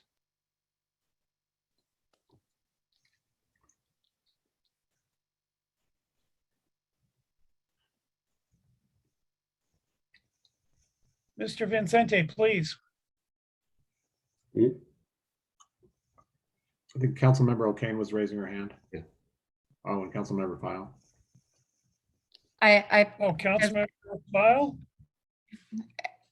I'm not seeing you. Councilmember. I think I had my hand up. Thank you, Mayor. Baker, Councilmember for O'Kane, do you have your hand up? Yeah, I did. So, Okay, you go ahead, and then we'll come back to Councilmember File. Someone called on me first, I thought. you can Main- leave me around. Thank you for whomever noticed that my hand was up. I was just going to say, although Councilmember Marshall prefers sidewalks everywhere, especially considering we have no idea what our direction is going to be with single family zoning, which I think we're going to still have. I think our single family zoning is not going to be majorly changed, but that's a sense of perception that we each get to determine, you know. But what I do want to say is I think it is important that we have some flexibility and some exemptions, because there are times when they are appropriate. But I absolutely do support expanding sidewalks. And I think we're doing an outstanding job on our major arterials and throughout Kenmore. Sidewalks, walkways and waterways has been a tremendous success. I see that we are really giving good attention to this issue as a city. But what I'm hearing on this, and it feels to me like we're looking at individual lots, private homeowners making changes to their homes. And there are going to be times that we need to be able to give them an exemption so they can stay in their home and remodel it. Because we don't want to lose our residents because we're inflicting a fee in lieu. That's the cost. That's exactly what happened in the neighborhood. They built this ginormous sidewalk because they had to pay a fee in lieu, and it doesn't make sense. I don't want that to be the long-term end game of this, where we're making people build sidewalks where they don't make sense. I think it makes sense for us to say, yeah, sometimes there's an exception. That's my perspective. I tend to lean towards a little bit of flexibility here, but yes, expanding sidewalks. Listen, I mean, we have to listen to our community, but we need sidewalks where they make sense, and there are places where it doesn't necessarily make sense. So I just wanted to share that. Councilmember File. Thank you, Mayor Baker, and I want to thank you for your earlier recognition as well. So quite frankly, you know, sidewalks is a diversity equity issue for our community. And persons with differences in mobility have different needs when navigating our community. Certainly, their needs are reduced when there aren't a level walking safe routes. So, you know, I did run on safe walkable, connected neighborhoods, as did several of our fellow council members. And I'm going to stand behind that. And, you know, we hear from our community all the time. They want sidewalks. They want safe routes for their families to walk on and to enjoy our community. And we only can do that if we continue to build further and navigate our code. It's just time to update it. And I do believe we need to look at some of these situations with a diversity and equity lens.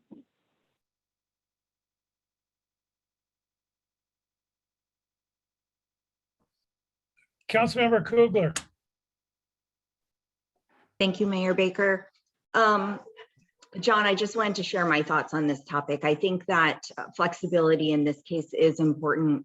I'm also in favor of adding more sidewalks throughout our city because we've all experienced that walking our neighborhoods. But if this truly is mostly single families who are rebuilding their own single homes on their own lots, then the amount that we're talking about, adding 200,000 or more, is just too much for, I think, an individual family. Like, if their intention is to stay in our community, I think that that's something that I don't want to make untenable for them. And I hope that as a city, we'll continue to find ways to fund connected sidewalks in the places that we think are a priority and make the most sense. So, Mr. Vicente, what do we do about a developer that comes in, tears down a house, builds the new house for sale, and doesn't have to put sidewalks in? So there are going to be times when someone will find a way to circumvent the requirements by taking advantage of our exemptions. It's really hard to write regulations for every situation. And I get very hesitant to write a strict regulation because one person could take advantage of it and thereby hurting so many other people that could have the advantage of that exemption. And so I understand what you're saying, and I believe me, I was frustrated with that 172nd development, which is why I proposed altering the exemption to only allow it with local roads and not allow it if they're facing their frontages on an arterial. But again, like I said, I'm hesitant to remove an exemption that could benefit so many people, because there might be one or two people out there that would take advantage of it. So that's kind of why. I agree with you completely. As a homeowner that wants to stay in his house and rebuild his house, I have no problem with giving him an exemption. It's when the house is sold for profit and another developer comes in and rebuilds with the intention of it totally being for profit is where I have the problem. And I wish there was a way to say the homeowner gets the exemption. So there might be something I would need to talk to, I can talk to our city attorney offline about maybe there's an option of putting something, some sort of an agreement that they sign that to get an exemption, they have to stay within their home for a certain amount of time. And if they don't, they have to pay the fee in lieu. I don't know if that's possible. I would have to, again, talk with our city attorney on that and see if there's some type of flexibility we can do with that. But currently I don't know, but that would about be the only way I could think of to guarantee that we're getting the benefit out of this exemption that we're looking for. And that's fine. I just want some acknowledgement that there is a problem. All right, any other questions on this? Because we really need to move on, otherwise we're going to be here for quite a while. So, Mr. Vicente, city manager. I mean, I hate to prolong this, but the idea is for us to come back to you with an ordinance. And you seem pretty split on this, so I wouldn't know what to bring back. Would it be possible for you just to, of the three options that John's presenting, would it be possible for each of you to tell us which one you're preferring right now? Yeah, you could just do one and we do thumbs up, two, we do thumbs up. So just call them out. Yeah. Honestly, there's been so many discussions, I don't remember what the three were. Well, So John can option, comment. Yeah, I would need reminding also. Me too. so option 1 is to keep the language as we currently have it, which is an exemption on the local road and the arterial. Option 2 is to remove the exemption entirely. And option 3 is to only allow the exemption on a local road. So call it. So want me to do it? Option 1? Yeah, So who wants to retain the existing language as written?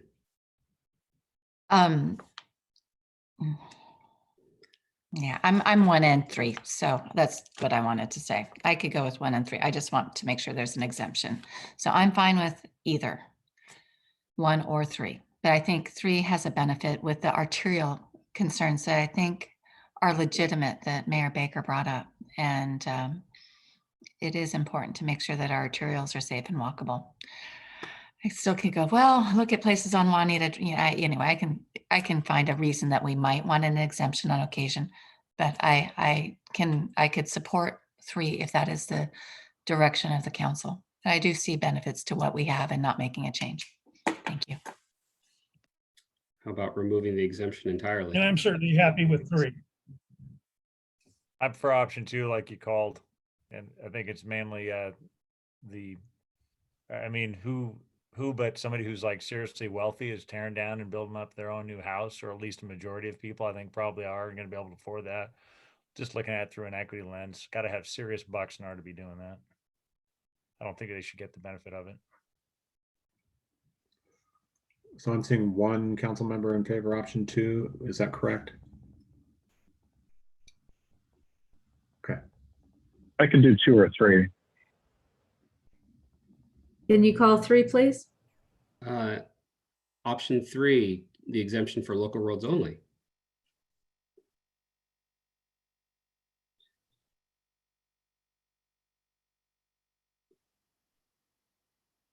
Okay. I think that was 5. Yeah.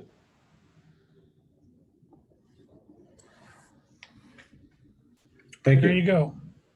Great. Can we move on now? Mr. Vicente? Yes, we can. Let me reshare my screen.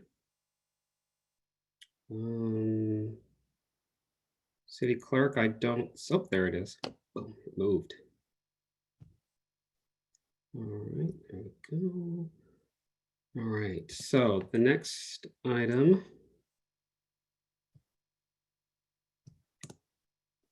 The travel lane widths.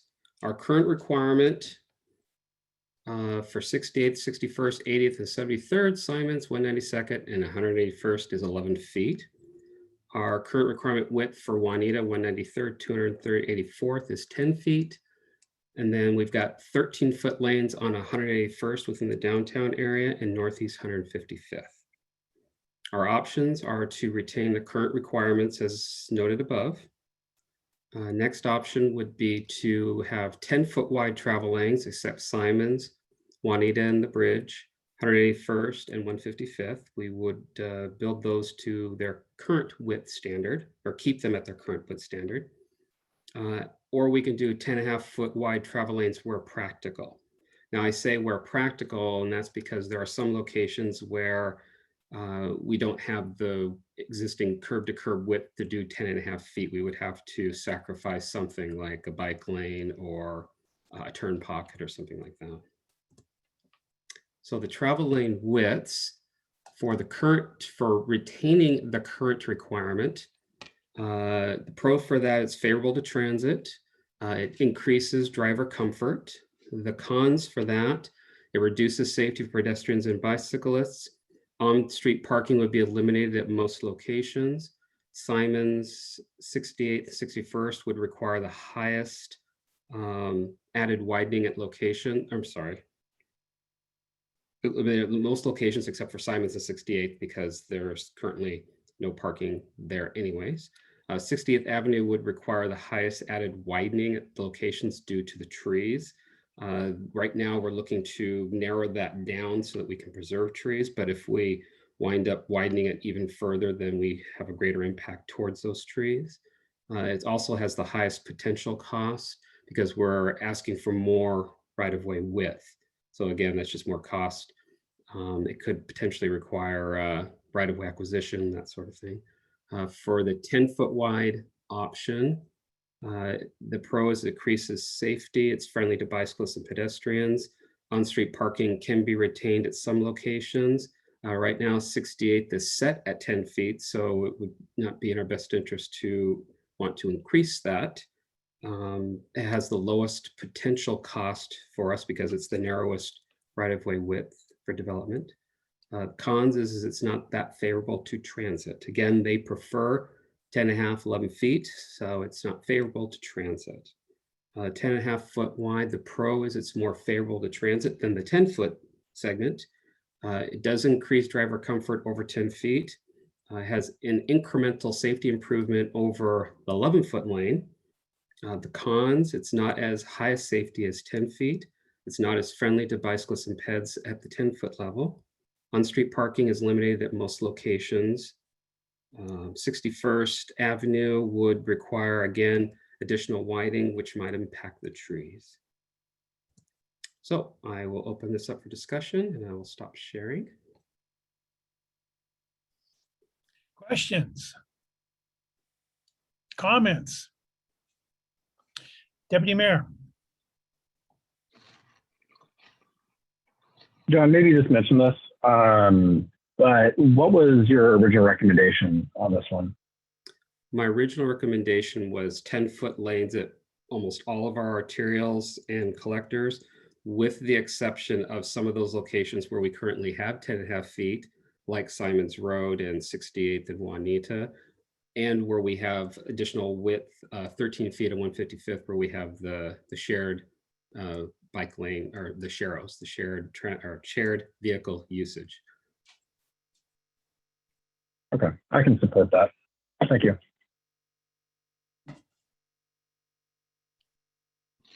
Councilmember File.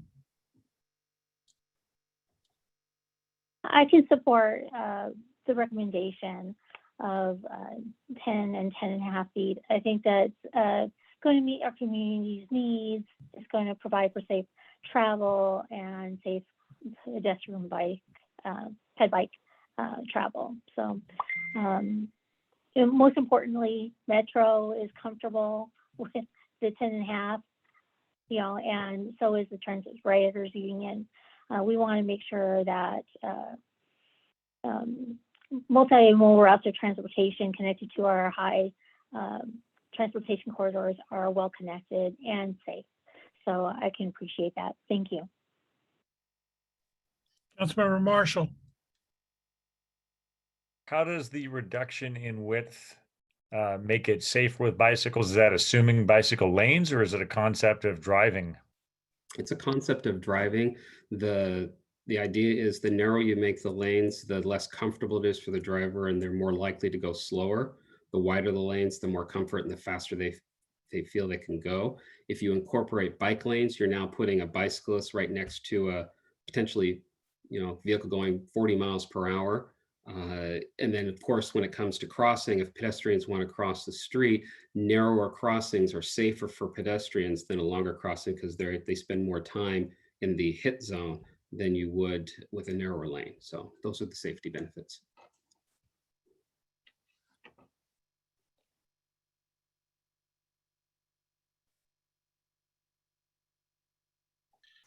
I'm not seeing any more questions. But I guess we do need to provide some direction here. We've been given 3 options. So where's everybody leaning? Councilmember O'Kane? I support staff recommendation. I think the 10 foot is a great direction for our city, and I think it is in alignment with our values. So thank you.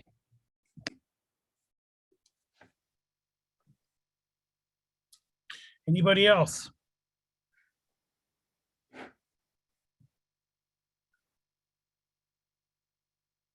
So, Councilmember Coogler?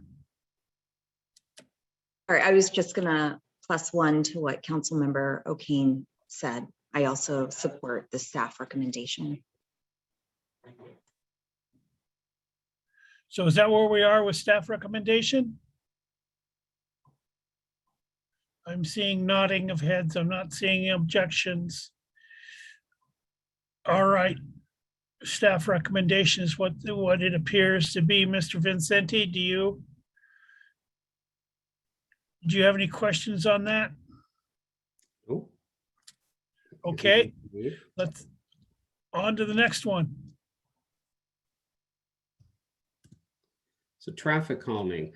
As part of your agenda package, I did include the draft traffic calming policy and procedures that we're looking at here for Kenmore. It's a revision to what was previously implemented.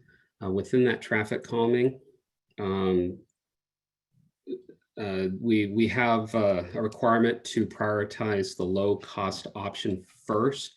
So we're not looking to immediately go just straight to chicanes or a traffic circle or even an RRFB. We will look at lower cost options first, signage, maybe restricting parking to provide that safety option that we're looking for. The traffic calming section of the road standards and traffic calming in general is really just related to reducing speed. It doesn't have anything to do with any other issues like people running stop signs or creating gaps or for yield signs. It's not for control, it's just for calming. And then the public outreach varies for each one of these scenarios. And if we do require public outreach, it's always done prior to us implementing anything. An example of when we probably would not use public outreach is if we need to put up a speed advisory sign. We would not have outreach for that. That's just a simple safety measure that we feel we need to do without getting public comment. With every traffic calming that is done, for example, chicanes or traffic circles or speed humps, there's a 90-day trial period where we see how that traffic calming infrastructure works. There are times when a 90-day traffic calming isn't really very practical, having a trial period. For example, again, installing a speed advisory sign, we wouldn't do a temporary measure. We just put the sign in. And if we found later on that it wasn't doing the job that we hoped for, we would look at additional measures, which kind of gets into the post studies. So every time we do a traffic calming, a piece of traffic calming infrastructure after the trial period, if everything goes well, we feel we have a good option out there, we will install the permanent. And then after 6 months to a year, we will do additional studies to see if it's actually performing the way it was intended. So this is again in relation to the road standard section of traffic calming, where we're identifying things that could be done that are allowed within the city. So with that, I will open it up for any discussion on that. Councilmember Shrubnik. Yeah, a couple of things. Thank you for this. It's very helpful to see it in writing. For the follow-up study, in writing, it talks about only reviewing the speed result. And I'd like us to explicitly include the follow-up study looking at the functioning of the calming device. So for example, when we have a traffic circle, examining whether people are going around it correctly or the percentage of people who do not do that. Because that is what we're seeing in a number of places. So that's a piece I'd like more pointed. And then the other is, I'd like in our policy to de-emphasize, unless there is no other option, non-standard methodology. So for example, the bulb out at 185th and 68th that nobody knew was happening, and it hasn't had a trial before it went in with cement. So that, kind of flies in the face of what we're just talking about. So, that is, it's not aligned with the north side of that street. Doesn't make it, I can't figure it out. So, and when I mean non-standard, it's things that are not aligned, are not something simple like speed bumps that everybody understands, or a simple modest chicane that people would understand and have seen in Seattle. You know, when we're talking about roundabouts in tiny intersections, unless there's a dire need for something like that, you know, that I would characterize as a non-standard solution to small intersections, when something as simple as a yield sign or a stop sign could do the trick. Much more cheaply, much more inexpensively. So I guess, yeah, I'd like that factored in as a policy if we have other people that agree with that. Deputy Mayor. Thank you. I mean, I would argue that maybe this is just from growing up in North Seattle and Wallingford. I would argue that roundabouts and smaller intersections are standard in a lot of places, and just take some time for people to get used to. And I haven't had a chance to look at, you mentioned bulb outs over at 140, 170, 85th and 68th. I live right there. I haven't had a chance to check them out, but we've had bulb outs over on 182nd and 68th for years now, since Spencer 68 went in. And they're great at shortening the pedestrian crossing and making it safer for folks to cross the street, while also actually protecting the cars that are parked there also, you know, from having somebody come in and hit them. So I think bulb outs are actually a great thing that should be a standard practice for us, as many cars as possible, shorten up those crossing times and make it a lot easier for folks, especially older folks and folks with disabilities who may need extra, maybe slower to cross the street, to be able to get across safely. But other than that, I think, you know, John's what he put together here makes a lot of sense to me. I appreciate it. I appreciate the thought of it, and I support what you've brought to us.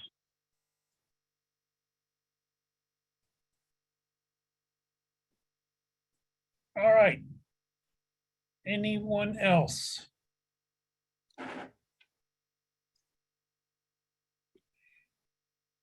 Mr. Vicente, do you need more information? I guess I'm just wanting to make sure council was comfortable, I guess, what was proposed in the road standards for the traffic calming. If council is comfortable with what was proposed, I could definitely look at Councilmember Shrubnik's concerns about some things she mentioned about. I can talk to my traffic engineer, because there are probably some. I definitely like your idea of adding in, how does it function? I think that's an important thing to have in there, because if reducing speeds, but it's not functional, is a nightmare, well, maybe we should make it a little bit more functional. So I do like that. So I definitely want to talk to my traffic engineer about incorporating that. But if everyone's comfortable with how the traffic calming section was written in the standards, then I don't need anything else. Are we comfortable with that? I'm not seeing any disagreement. I'm seeing a thumbs up. I'm seeing a nod, yes. So it looks like we're comfortable with that. Great. All right. Next item. Mr. Vicente, anything else? Not on that one, but I've got more to share. Then let's go. So the next item is the sidewalk exemptions on private roads. The current requirement is that sidewalks are not required on private roads. The options that I believe we have available to us right now is retaining that current exemption for private roads. Option 2 would require sidewalks in all cases, so there would be no exemptions on private roads. Option 3, which is what I was recommending, would allow an exemption for less than 10 houses or less than 200 feet in road length, or a variation on those thresholds. So it could be 4 houses, 100 feet, or something like that. There is also the option of adding an alternative that, in lieu of sidewalk, a paved shoulder could be constructed that is delineated by a painted line. So that could be an alternative to adding sidewalks, if there's a preference for that. So the options 1 and 2 retain the current requirements. The pros: it's favorable to development. It's lower maintenance costs to the homeowners. Cons: it reduces safety for pedestrians.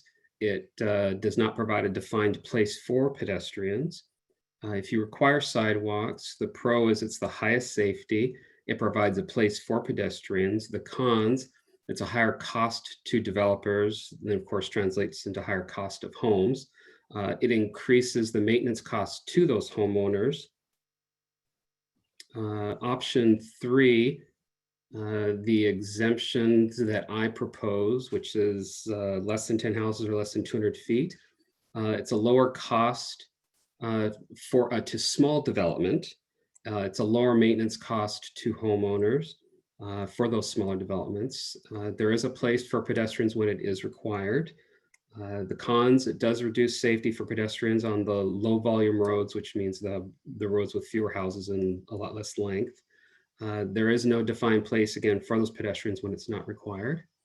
An alternative to the sidewalks, which is just going with the paved shoulder, the pro is it improves safety over no sidewalk.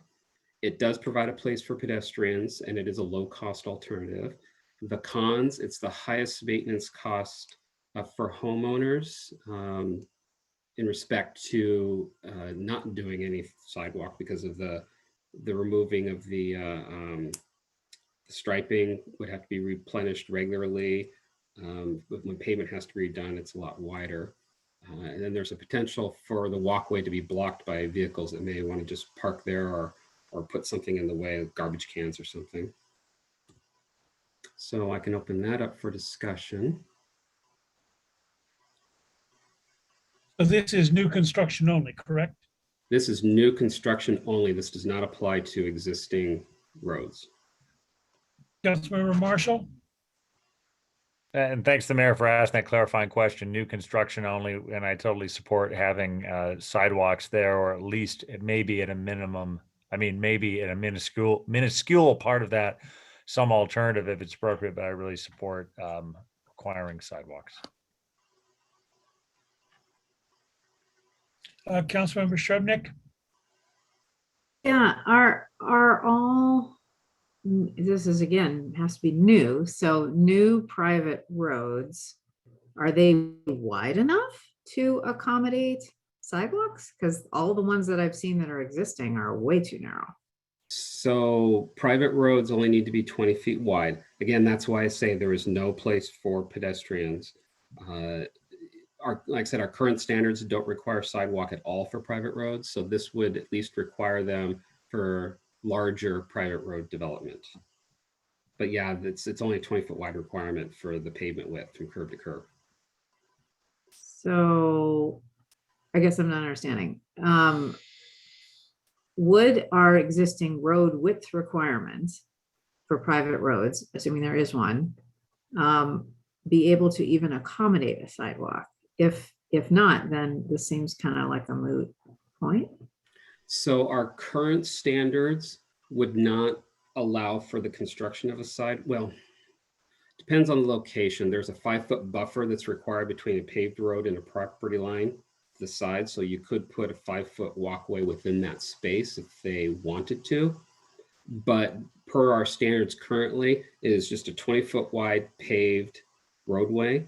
With the revised standards, if they had to build sidewalk, they would have to add an additional 5 feet to that cross section to provide for the sidewalk. So it wouldn't be squeezed into the roadway. It would be additional width. So yeah, so not only is that going to cost them more, but they will reduce the ability to build the buildable land, right?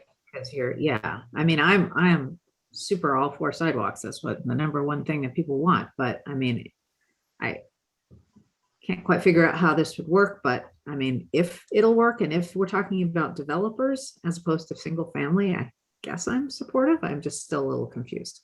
Yeah, it is just for private roads, so that's restricted to a multifamily development to a certain size, single family homes that are below the number that I listed here, so less than 10 homes or less than 200 feet.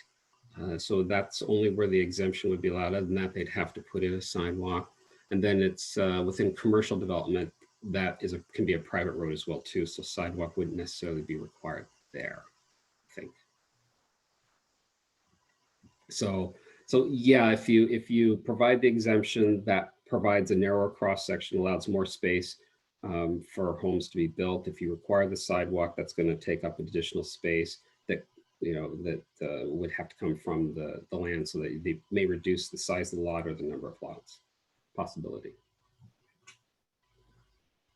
Does that answer your question? Yeah. Yeah, I'll listen to the rest. Thank you. Deputy Mayor.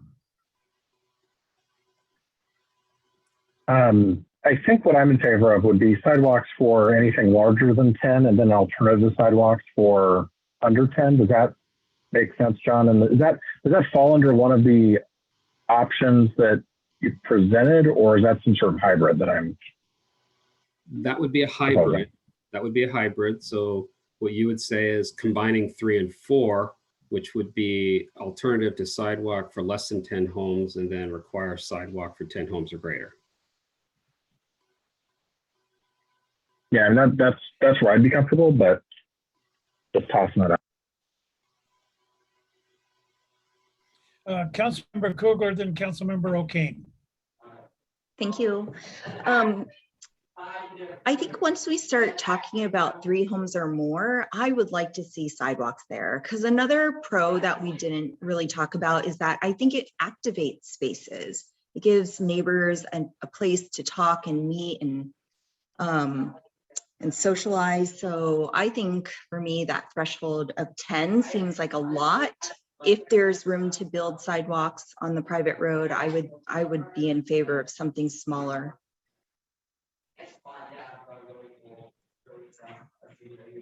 Councilmember O'Kane. Yeah, I kind of enter a little bit where Councilmember Shrubnik began. Like, does it make sense? What are we asking for? My question, John, would be, how much of a problem exists? This is really about prospectively looking forward, right? Am I correct in that? We're looking at prospective construction. Correct. And I'm just trying to dial in how frequently people will be building private road spaces that meet the criteria that we're talking about. I do agree it's nice to have sidewalks. I'm not sure how I feel about a sidewalk taking, so much space of the end, so much space in that development area. But I do agree that, it was a hard one for me. I do agree with the way Councilmember Coogler phrased it, though. It does activate the space. It is nice to develop community, and we are talking about new development. So with that in mind, I think it makes sense to add sidewalks. And I can hear where Councilmember or Deputy Mayor Herbig mentioned the hybrid being a potential benefit. I think that I got a little wishy-washy. I thought I had it, because I just want to say, how much of a problem is there? What are we really doing in these spaces? Are we going to need sidewalks? And that's my question. In these small areas, are we going to need sidewalks on private roads that are further away from the city? Because where are we talking about? It's not in the center. I'm just kind of dialing into my mind, where are these developments going to be? Where are these private roads? Yeah, I can fall in line with the council on wherever the direction goes. There's a part of me that just says, let's just leave it as is, but I do see the need for sidewalks. So I can support the council with a more conservative approach if that is necessary, but I think we're okay right now. So there Councilmember are. File. Did Sorry, go ahead, Mr. Vicente. Oh, I was going to say that this issue occurs pretty much almost everywhere in the city. There are so many little places where there is a subdivision occurring, which would ask the question of, should we be building sidewalks? Because every subdivision requires improvements of some kind. And right now the standards don't require sidewalks. It would be a private road. With the new standards, this question still comes up, do I have to build sidewalks? So that is not going to change. Now, the big impact you're going to see with requiring sidewalks on private roads is going to jack the price of the house up. So you're going to, instead of having a, okay, this is Kenmore, instead of having a $650,000 home, you'll have a $750,000 home. I can't remember where they're at today, but yeah, so the sidewalk does increase the cost of the home because, you know, the developers are going to pass it on to the homeowner. So you do have that. The sidewalk width, the minimum width is 4 feet. We like to do 5 just because if anything happens within that small section, all of a sudden you're not meeting ADA, and we want to make sure that these sidewalks retain that ADA accessibility for the life of the sidewalk. So we kind of like to do 5 feet.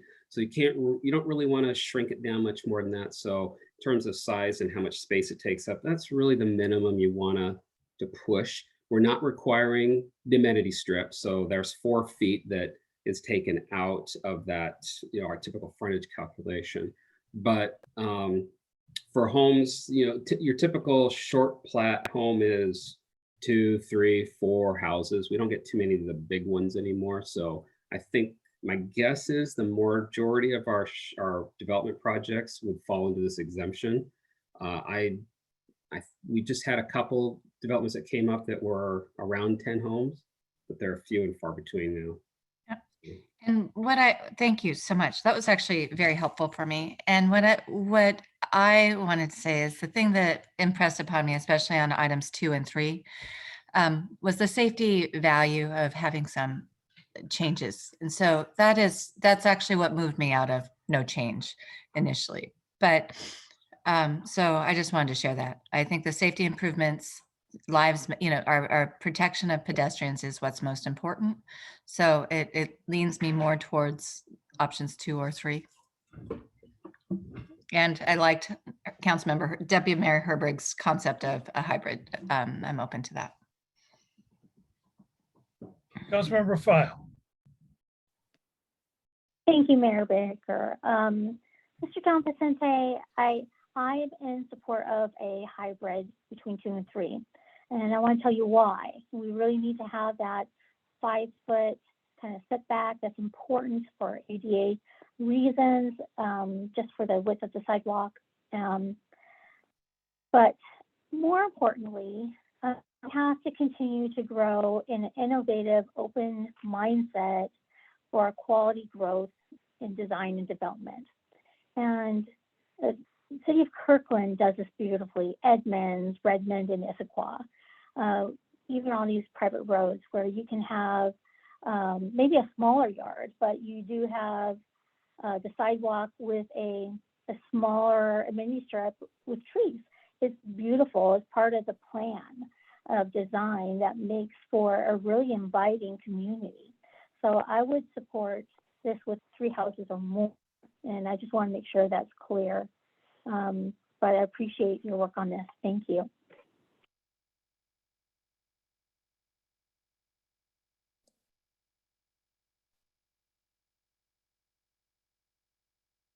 I think you're muted.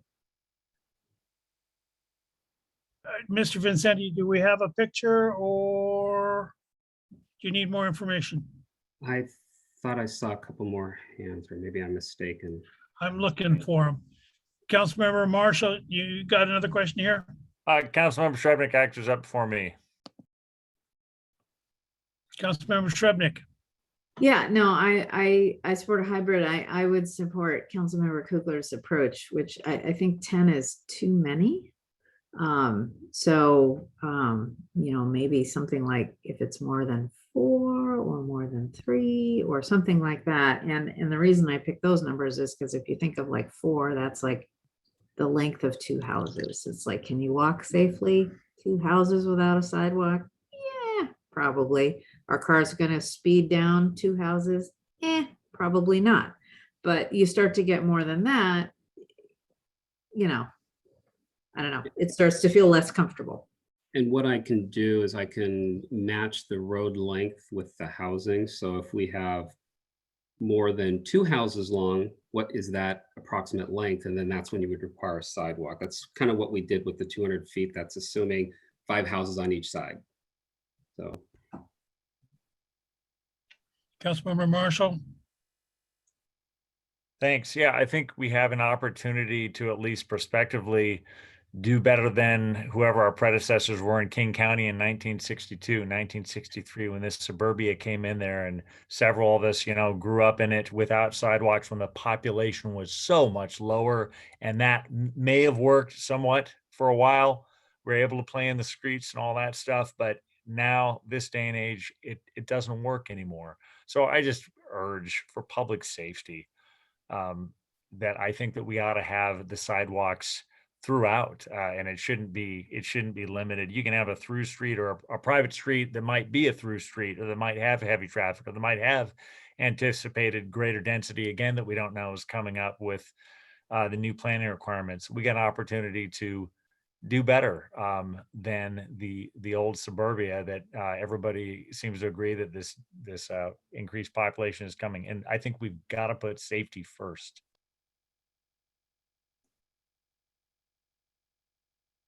Councilmember O'Kane. I do want to bring up one thing, and I didn't bring it up earlier, and I understand where council is leaning. I just for just a moment, I do need to bring up two things that I do think are important. Affordable housing is a priority for our community as much as safety of our community members. Our top priority is affordable housing, and this does add, as our city engineer, Mr. Vicente, pointed out, adds about $100,000 to the cost of houses. The other piece that I think is incredibly important is that green space, and it came to my mind, the concrete of laying concrete on green space, where we could have trees, yards, gardens, oxygenated land. Those 10, and really it's 5 feet on one side, but when you loop a street, we're talking 10 feet of additional concrete in these undeveloped areas today. I think we as a council need to really give consideration to our priorities when it comes to climate, environment, and affordable housing, which these two things hit. And so that was, I'm just going to say this for the record. I started going, I don't really feel this one. Okay, me personally, I didn't feel a need for change, but I got into it on the target zero and sidewalks and ped safety and sidewalk priority. But when I think about private roads and how they fit into our community in the long run, that's where I kind of go, well, I feel like an outlier here. I'll just say that. I know I'm the outlier. I'm kind of like, I'm okay with where it is right now. I would be okay with no change. But I do understand where our council goes. I think these considerations are important for us to keep in mind as we make a decision on this, because affordability is important.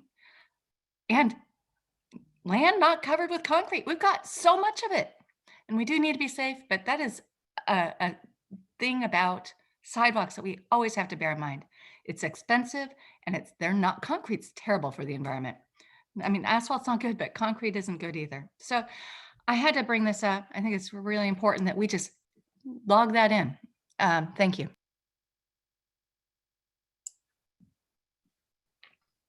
Councilmember File. Thank you, Mayor Baker.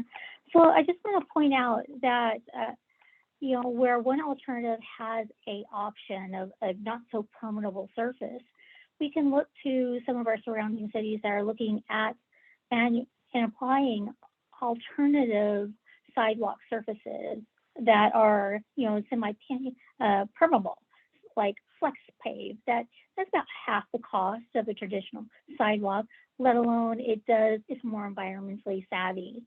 It's more affordable for developers, more affordable for the homeowner renovator, right? That being said, affordability, let's look at affordability, right? We can see Kirkland do this well, Redmond do this well, and Edmonds do this well. So if we can't make this an affordable option, Kenmore, we need to be asking ourselves, what are we doing wrong? And I'm just going to throw that out there. So that being said, we have goals of a safe, walkable, connected community, connecting to multimodal routes of transportation.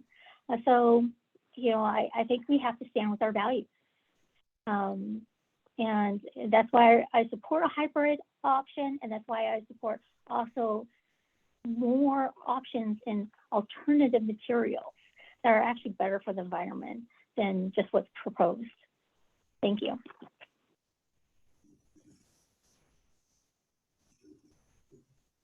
City manager. Yeah, good question. I have a question. John, mention of a private road being a through street was mentioned. Is it possible for a through street to be a private road? Mhm. It is possible for a through street to be a private road. It depends on the location and how the zoning exists. Within the revised road standards, I'm providing some accounting for that, where we write in there that says that if it, based off our current zoning, if it looks like the road could connect to another public road, then the developer needs to build this private road to public standards.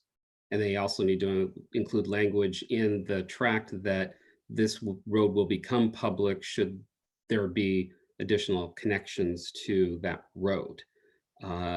There are also provisions written in that if a developer comes in and we've changed our planning, and all of a sudden what was not ever going to look like it could develop, all of a sudden could develop, we have a requirement in there that says that this road will remain private unless they upgrade it to public. So it's possible that you could have a private two sides because the road doesn't meet our standards, and in some cases it may not be able to be made to meet our standards because of how the previous development occurred. So we would still keep it as a private road at that point, unless we, decide that it's in our best interest to take it as a public. We do have a private road that goes into a public road in Kenmore. It's in Inglewood, and they put a locked gate there. The fire department has a key, but it is a private road that goes to a public road. Yeah. It's a rarity, I think. Oh yeah, that's for sure. All right. We still have more to go through. So Councilmember O'Kane. I will keep this brief, and I may have missed it. Councilmember File may have brought it up with other city examples. But one thing that I think you might want to consider in our future ordinance would be pervious surfaces on private road, sidewalks, like, level, flat surfaces that are more permeable and would meet that expectation with maybe lesser expense and more benefit for our environment. So that's it. I'm not providing direction. I'm just saying, I heard that was a good idea. And I was like, I wanted to bring that up. So we do have a section in our road standards that allows for that type of flexibility. We have got a alternative roadway section within our standards that allows for like the Warniff design, which you can have flat sidewalks that are different colors. You can incorporate trees and play areas and parking so that it's more of a multi-purpose space versus your strict sidewalk, curb, gutter, roadway. So there is an option there that developers can use to be creative with what they want to install. So we don't limit it to just asphalt pavement and concrete sidewalk. We tell them, hey, there's this unique way you can make this a usable space, a fun space. Your option, your choice. We don't require it. But one thing that is required is they do have to meet environmental requirements. So within the standards, there's the LID standards. They're required to look at permeable pavements and infiltration and whatnot. If it's not feasible, then they can go to the next step, but they have to do the highest, most environmentally friendly requirement per our standards. So permeable pavements is a requirement unless they can show that permeable pavements won't work in the area that they're at. So. And I was considering even like gravels and other types of permeable surfaces. The problem with gravel is the maintenance required is very extensive, and it could impact ADA access. Okay. It's very, very difficult for people in certain wheelchairs. Folks with walkers or any kind of small wheel like a baby stroller have difficulties in some of these gravel if it's not maintained properly. Okay. Well, thank you. I really appreciate that further definition of the requirements. Thank you. Councilmember File.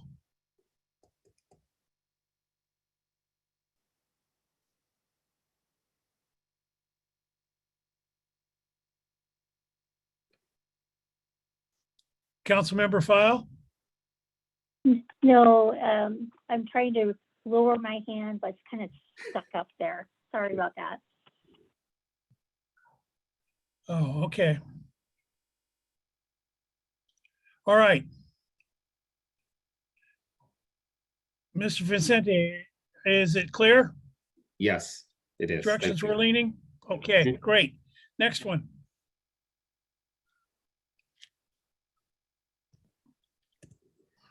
All righty, so increasing the buffer at the back of sidewalk.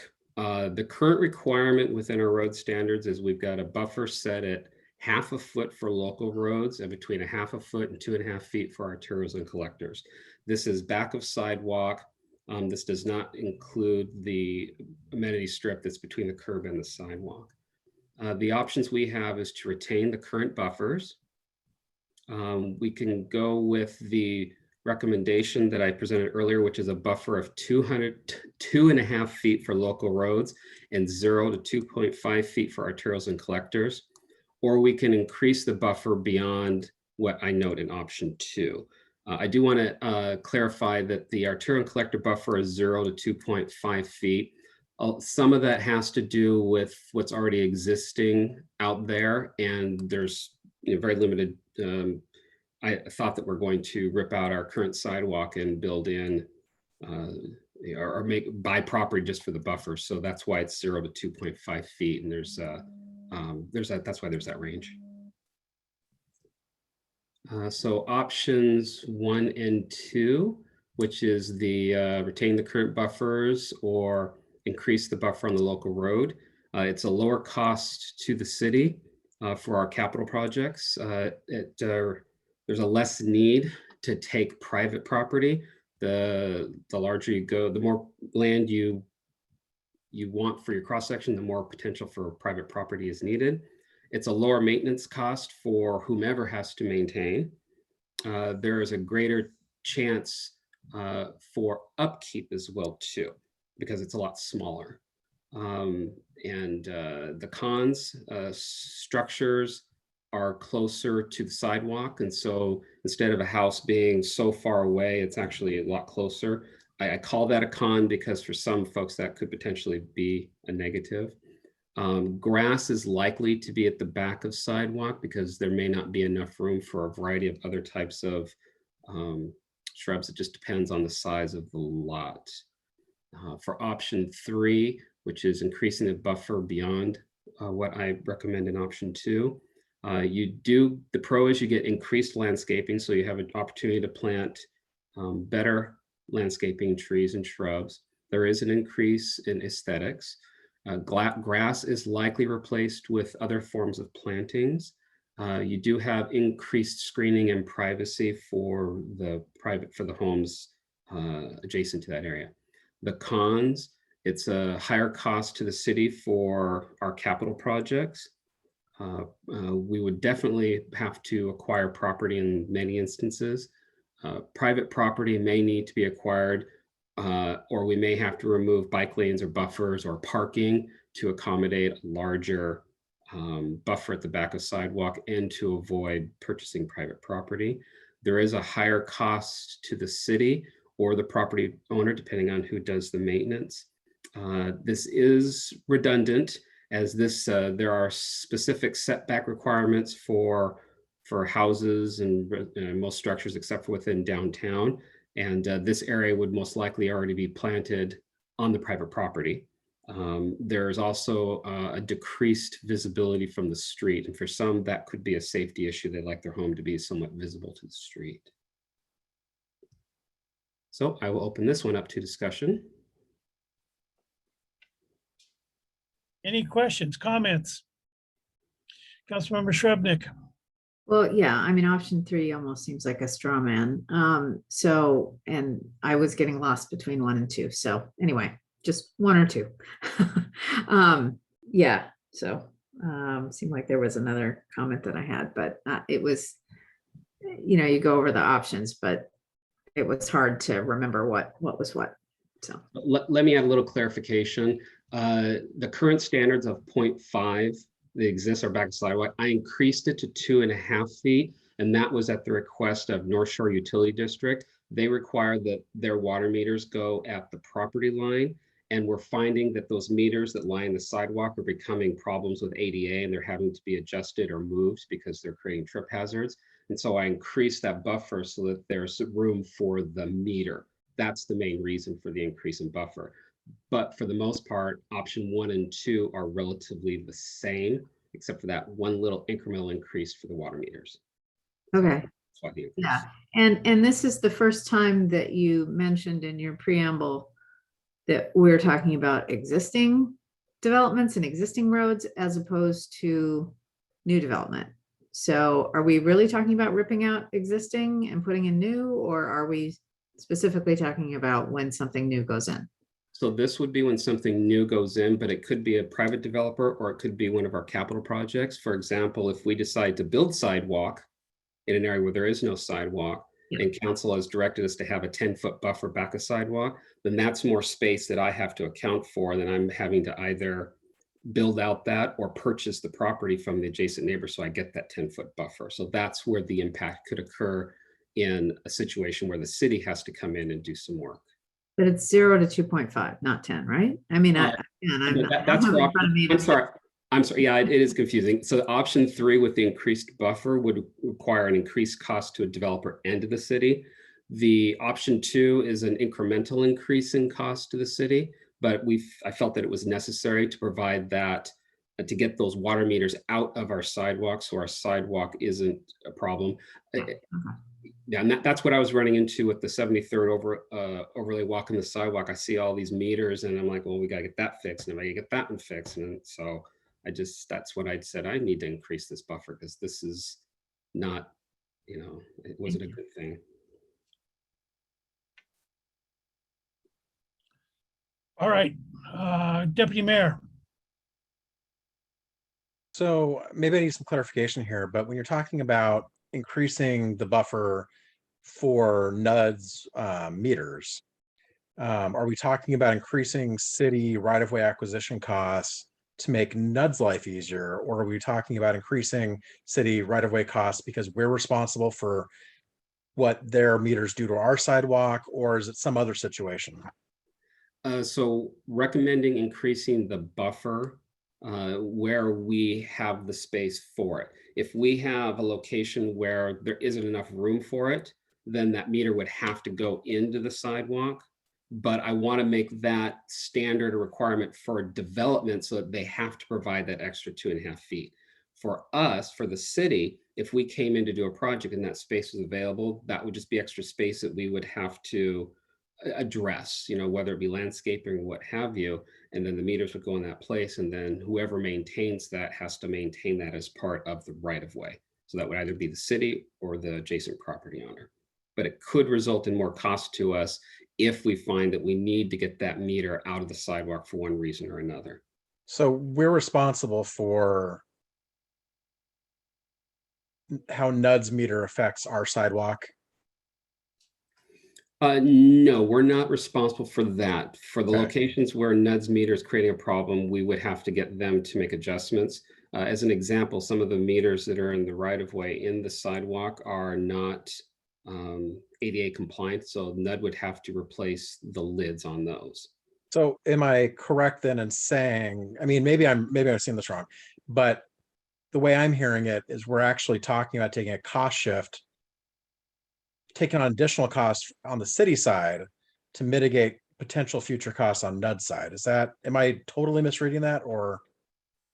So what I'm proposing is that we provide the space for NUD's meter.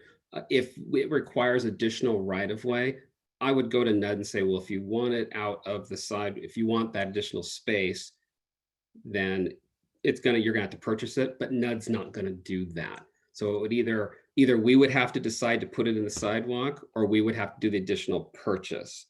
So you see where I'm getting at is we'd have to make a conscious decision to have that in the sidewalk. Now, it would still be NUD's responsibility to make that accessible, But then it's something that, you know, we have to monitor, we have to pay attention to it. And if someone were to trip over and we didn't know about it, that's someone that gets injured. And I'd rather just take that out of the equation if possible. Okay, thank you.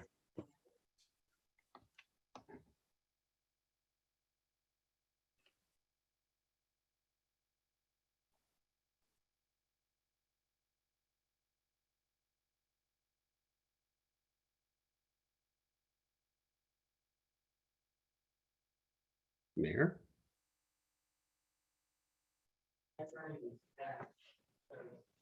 His audio is not in the controls anymore. I don't know if he's having audio issues. Do we have any other No. questions? Okay. I lost the internet, I'm back.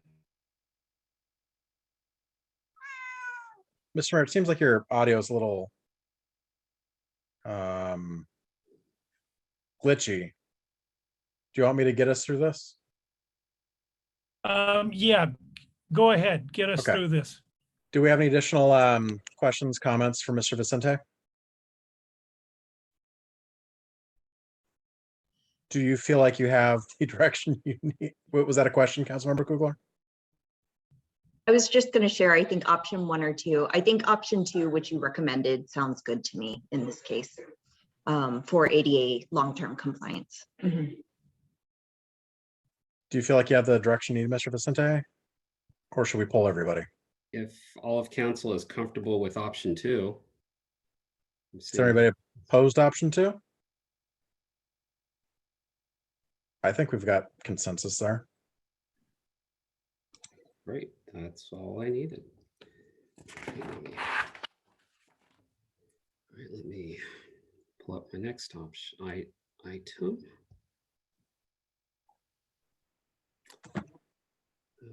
Okay. So the next one is the front door location versus the driveway. Note this only applies to lots that have a front and a back frontage. So our current requirement is that driveway access be taken off of the lower classified road. That's about as far as it goes. Within options, option 1, again, driveways on lower classified roads and front doors on higher classified roads. That was my recommendation. Option 2 would be driveways and front doors on lower classified roads. And option 3 would be driveways and front doors on higher classified roads. So with option 1, which is the driveway on the lower classified and the front door on the higher classified, the pros, it reduces the chance of conflict for vehicles. They're entering on a road that has lower volume, and so you have less points of conflict. It encourages maintenance of the frontage on arterials. So if a house is facing the front, they're more inclined to maintain their front.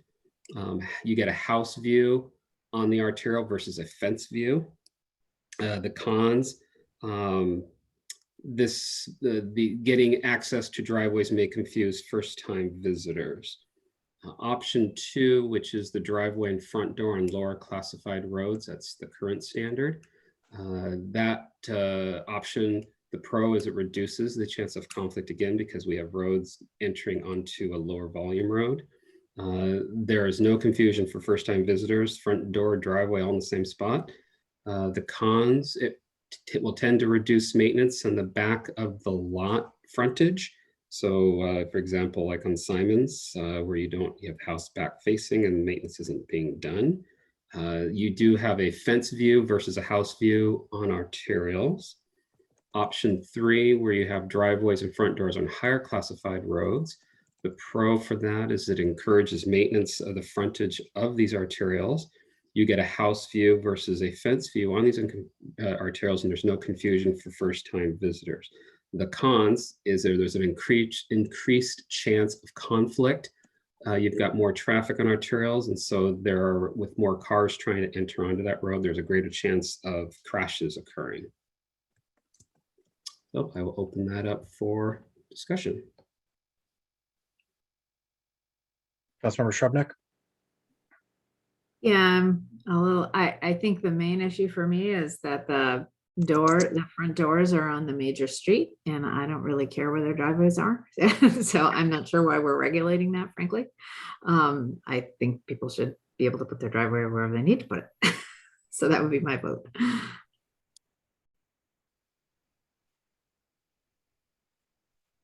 Any other comments? Councilmember Marshall? I think I just support option 2 with its safety measure, and then knowing what the fenced houses look like on the arterials, and sometimes just have a pedestrian walkway from an existing sidewalk like on Simons that I think it seems to function okay to me.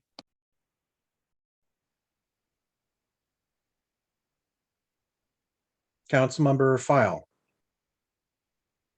Thank you. I prefer option 2, and I understand one of the reasons why we're looking at these is for fire safety reasons and responses, fire and aid. So that being said, I think there's a lot that can be done for beautification, and so I can support option 2.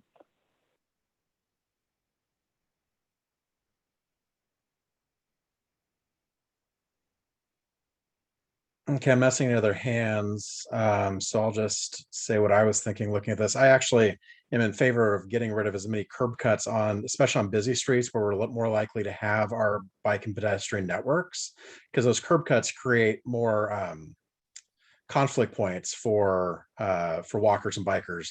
And I think as many of those that we can move over to the less intense side of less intense street is best. And personally, I'm in favor of option 1 because I think that would encourage upkeep on the main streets that we're not seeing, but I may be in the minority on that one. Be helpful to see the options. Yeah, I can reshare.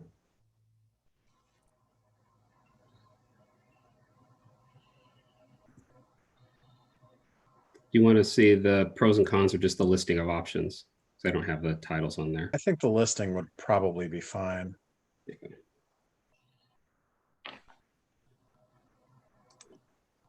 So again, option 1 is driveways on lower, front doors on higher. Option 2, driveways and front doors on lower. Option 3, driveway and front door on higher roads. So there were a couple, I mean, just to be clear, there were a couple council members who wanted both front doors and driveways on a lower classified road.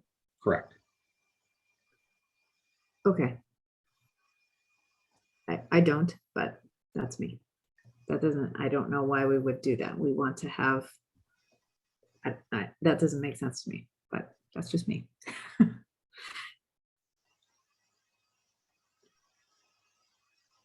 So I I think agree we've, with Councilmember Shrubnik.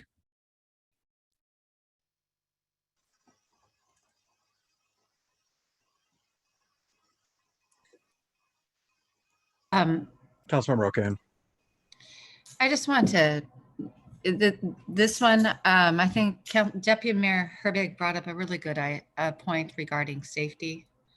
And I actually lean towards option 1 because of that. And I like that it still has the benefit of increased maintenance of the front yard or the arterial facing road. So I personally thought 1 made more sense.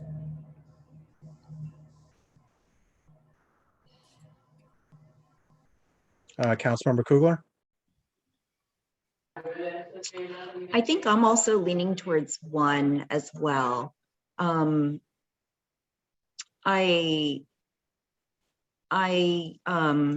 hear Councilmember Shrubnik's point about not regulating like where the driveway is as strongly as the front door, but I think of these options, number 1 is where I'm leaning.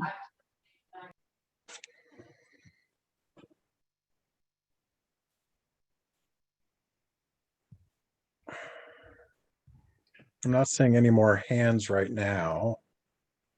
Councilmember O'Kane. And to be clear, not every house has a lower classified or higher classified roads. Sometimes there's just the front, there's 1 location for the driveway. So this is only in those situations where there is the distinction. Correct. Okay, thank you.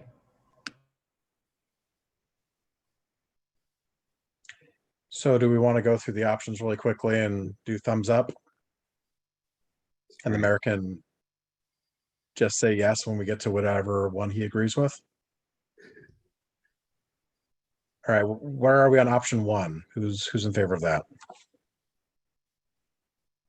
All right, that's at least 5, so I think we're good to go there. Okay. Let me get back.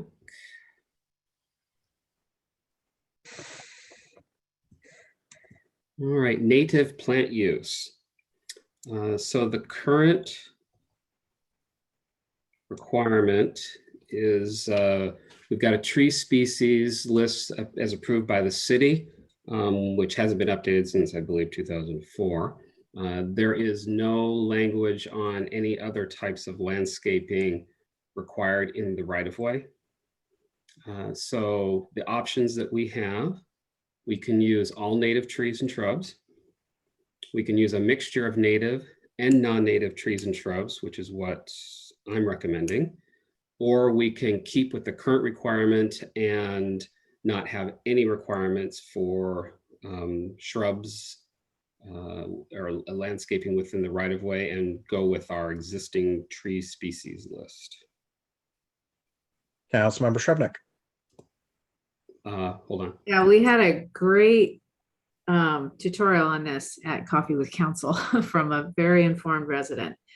And, you know, the issue is not necessarily native versus non-native, it's sustainability. So particularly with climate change. So I think you're going to end up with a mix and not to be too hard and fast on the native thing.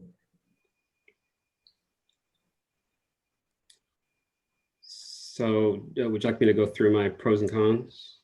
Or sure. So with the native, the pros, best suited to local environment, low risk for invasives, and it's predictable. With the cons, there's many native trees and shrubs that are not suited to narrow spaces, and there's also a high maintenance issue regarding all native. For native, non-native mix, it's best suited for the area planted. There's lower maintenance requirement. It tends to be, there's more predictability. There's low risk for invasives. Cons, it may require longer establishment periods. And then by city approval, which would be kind of no requirements. Pros, it's the best choice of plants. The cons is there's no predictability and there's an increase in staff time for approval.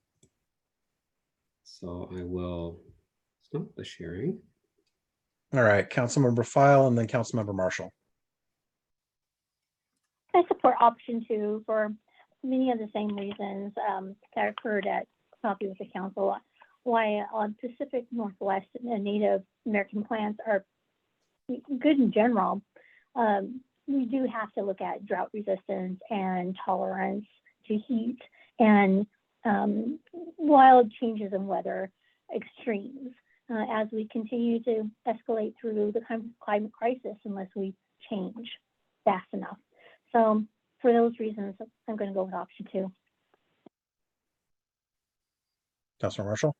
What was the example or what was the maintenance issue with native plants? So the issue with native plants is some of these plants, they're not suited for the 4-foot amenity strip we have, so they can grow fairly large and out of control. So we would constantly have to keep them under control from entering the roadway, entering the sidewalk. Some of the natives may not necessarily be suited for certain areas within the city because they, some might prefer a shady area versus exposed sun, and a lot of our amenity strips are mostly exposed sun. So there are pros and cons. If you have something that's not typically used to being in sun, you gotta make sure it's watered more frequently, which then again isn't very sustainable in some respects. So. Okay, thanks. And yeah, I'll just put in my spoke that I'm all for the native plants. Those are the ones that have maintained here for quite a long time. And I don't know, I don't see that it's going to be hopefully not that soon that our native ecosystem is utterly destroyed.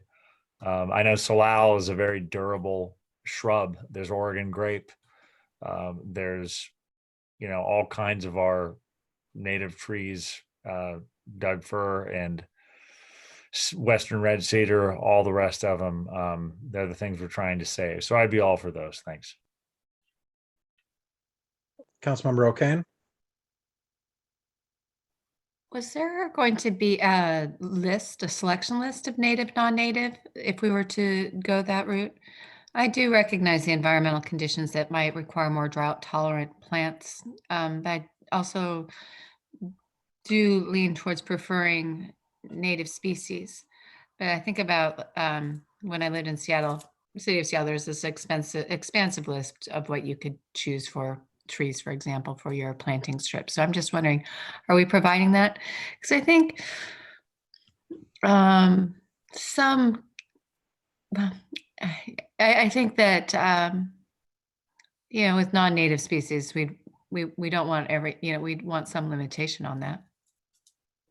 So with the trees that we have, we've got a mixture of native and non-native. I don't believe I identify on the list which are native and non-native, but we can add that if we need to.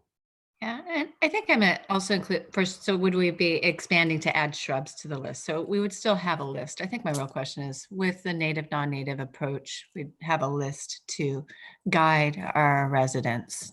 That's my So, big question. yeah, in the standards that I propose, there are a list of acceptable shrubs that can be used in the right of way, with the option that if someone wants to put something else, we can review and approve on a case-by-case basis.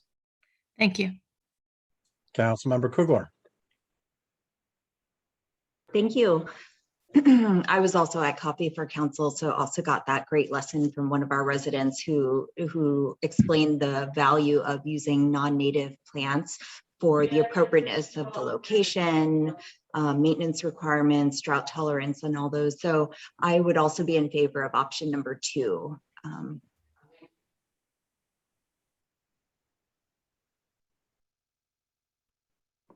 I also am fine with the staff recommendation of option number 2. Do we have any other comments?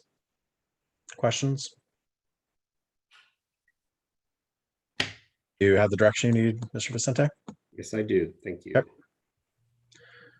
All right. Number 8. Drum roll, last item. Right-of-way maintenance. So our current requirements for right-of-way maintenance are identified in our Kenmore Municipal Code 12.70.040, which requires adjacent property owners to maintain from curb to their property line. The city is required to maintain from curb to curb. What the road standards do is they establish what should be constructed. They establish the size of the maintenance area. They establish the level of maintenance, the amount of maintenance, and the type of maintenance. What the municipal code does is it determines how it's maintained and how it's operated, the right of way. So don't have a whole lot to present there. Within the road standards, I am recommending just where landscaping goes and the size of the landscaping, the type of landscaping.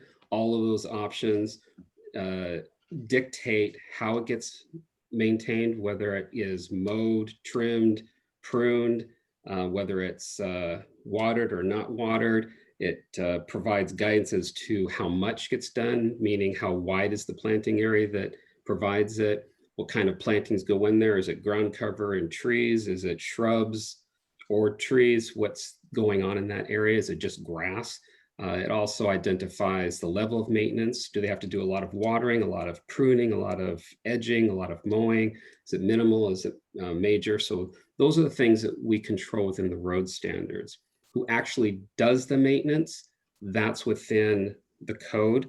And it isn't recommended that we put in a requirement into the road standards that is different from what's in our code, because then the question comes up, what do I do? And they both would be legitimate requirements. And so we would then as staff have to try and interpret which requirement should be followed. So with that, I'll leave it open for discussion. Questions, comments, Councilmember Shrubnik. Sorry, I have a lot of them. So my feeling after seeing a lot of these is when the city puts in a facility like a sidewalk with an amenity strip, yeah, I think the city should maintain it at least for a certain number of years until things are well established to ensure that they are not dead. and B, to assure that they are not in the road. And we have both of those problems happening now because people are not actually doing what we think they should be with the maintenance. And frankly, I don't think it's realistic to ask potentially elderly homeowners to maintain something that they didn't choose, and to rely on their neighbors maybe for taking care of it. That is sort of happening in some places, but not others. We've got lots of things growing into roads and a lot of things dead. So I hope we can move to something where the city is maintaining those. So I will say that within our capital projects, our contractors are required to maintain landscaping that is installed for a 1-year period. So we have that maintenance and establishment period that is required by the contractor. We have the option to extend if we wish to. But again, the standard is 1 year. Also with private development, there is a 2-year bond that they must provide and do maintenance of that landscaping. If anything fails, they have to replace. So there is that within there. So we do have that, just as a mentioning. Well, okay, but I mean, people are getting letters. I guess I'm a little confused. So our code says that residents have to maintain these, and people are getting letters to that effect. So, and that's the piece that I don't think is realistic.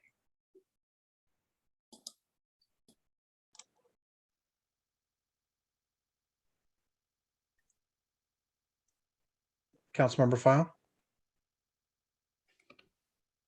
Thank you. So, I mentioned this before, and I'll mention this again. We adopted this code change and applying the residents' requirement for maintaining these right-of-ways. Even when the right-of-way has been designed by the city and planted accordingly with whoever we're contracting with. So I want to be real clear on this.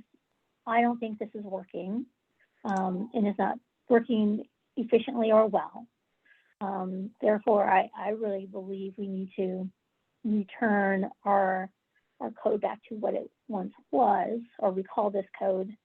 And I firmly believe that ownership is 9/10 of the law, as courts kind of apply, and our right-of-way belongs to the city. That being said, case in point, in the past, the power was passed off to our neighbors, and the courts overturned that, saying that it's the city's responsibility. This is just clearly not appropriate, and I think it's time that we really reconsider this whole code, period. So I cannot support keeping it, and I'm rather appalled by it, as many of our neighbors are complaining along the way. So if we want to have a city that's kept well in design, then we need to put the investment into it and maintain it appropriately. Thank you. Mrs. Gordon. Thank you. I just want to make a little bit of a clarification because seems to be a misunderstanding. So our code never changed. Our code's been the same since we incorporated. And what did change was the decision to try to enforce what the code says. So the code has never changed. This is a very typical code in most cities. So Bothell, Kirkland, Lake Forest Park, the adjacent property owners are responsible for the maintenance within the right-of-way. There are a couple situations where we have decided that, the city will maintain the right-of-way, and that is, for instance, for like safety reasons, because of irrigation, those kinds of things, or some areas that are much larger than your typical, standard right-of-way that's in front of a residential. So that's kind of the difference. So I just wanted to clarify that the code has never changed.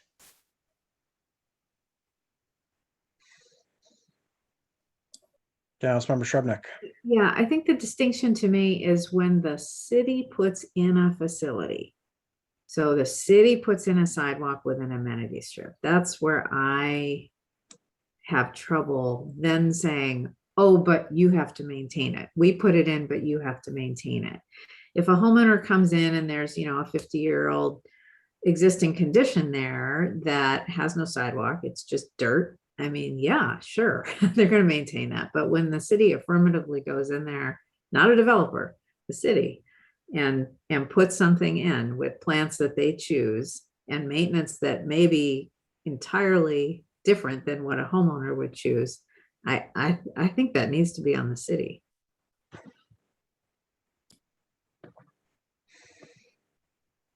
Councilmember O'Kane.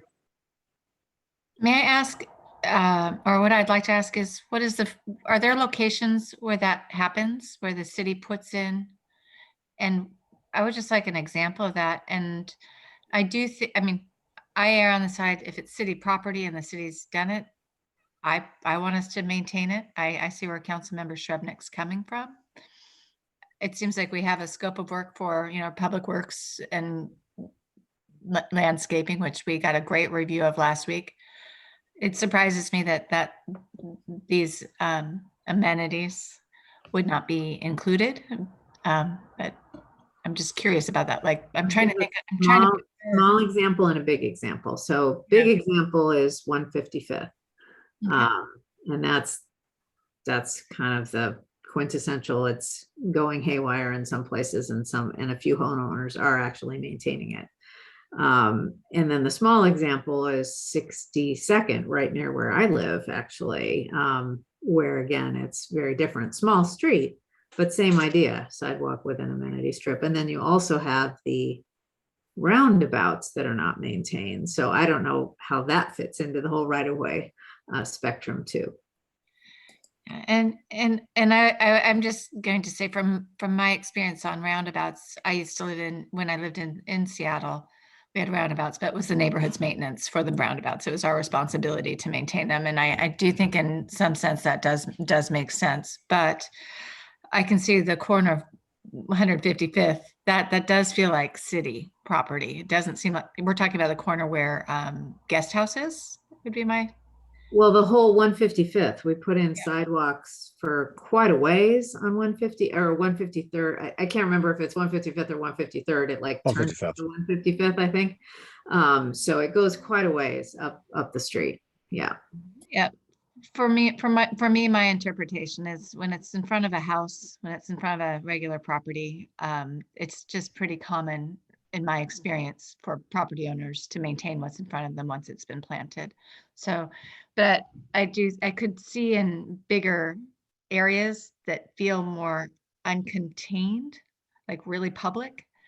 That's where I would really hope that those spaces are already included in our public work, in our landscaping plan. But I understand where you're coming from, Councilmember Shrubnik.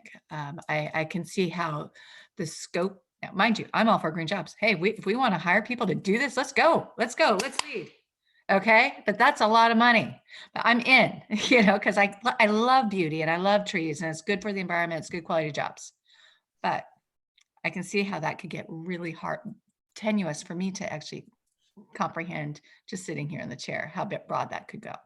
So thank you. I just needed to clarify the meaning of what that was. But my life experience, my life in having homes and planting strips, what's in front of my house is my responsibility. Even though I was like, when I lived in my neighborhood, I was like, I wish the city took care of my grass strip in front of my house. I don't want to do that. But I did, you know, I had to. I did my part. Thank you.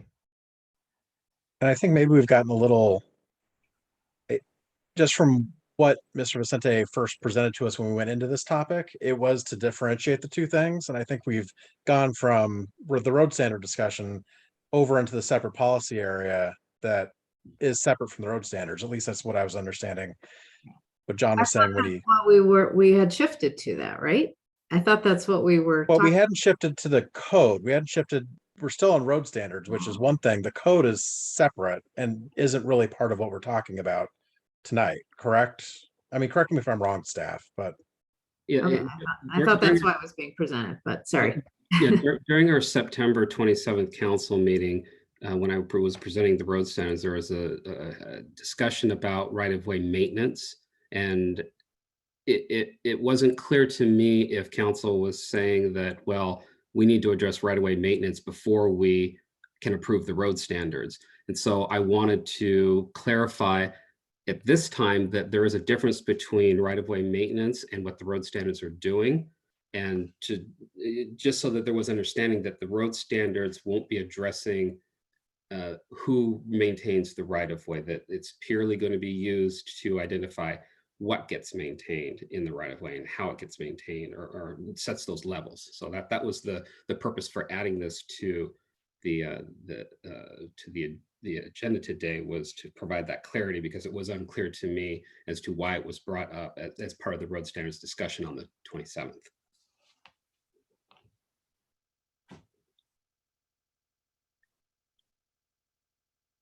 Mr. City Manager? Yeah, so if the council doesn't have any problem with what's in the proposed road standards, then maybe we can put that to bed. But if you have a problem with who maintains what, then and if there's enough of you that want us to look at maintaining newly added city initiated vegetation, we'd need some time to go back and analyze that and figure out what it would cost and whether we'd need to add staff or what we would need to do. Is that a fair way of phrasing it, Jennifer? Yeah, definitely. That's definitely what needs to happen. Is there interest in the council having us look into maintaining city installed amenities going back 20 years? Because like 155th goes back almost 20 years. I mean, I think we're starting a whole different discussion outside of what's on the agenda. Yeah. With that question. So I think that needs to be brought up at some later time. We're 3 hours in right now. Okay. Unless there's questions about the road standards, I would propose that we move on. Yeah, maybe you can make it a retreat agenda item. Okay. All right. So with that, I have nothing else to propose unless council has any other questions regarding the road standards or the attachments that I provided.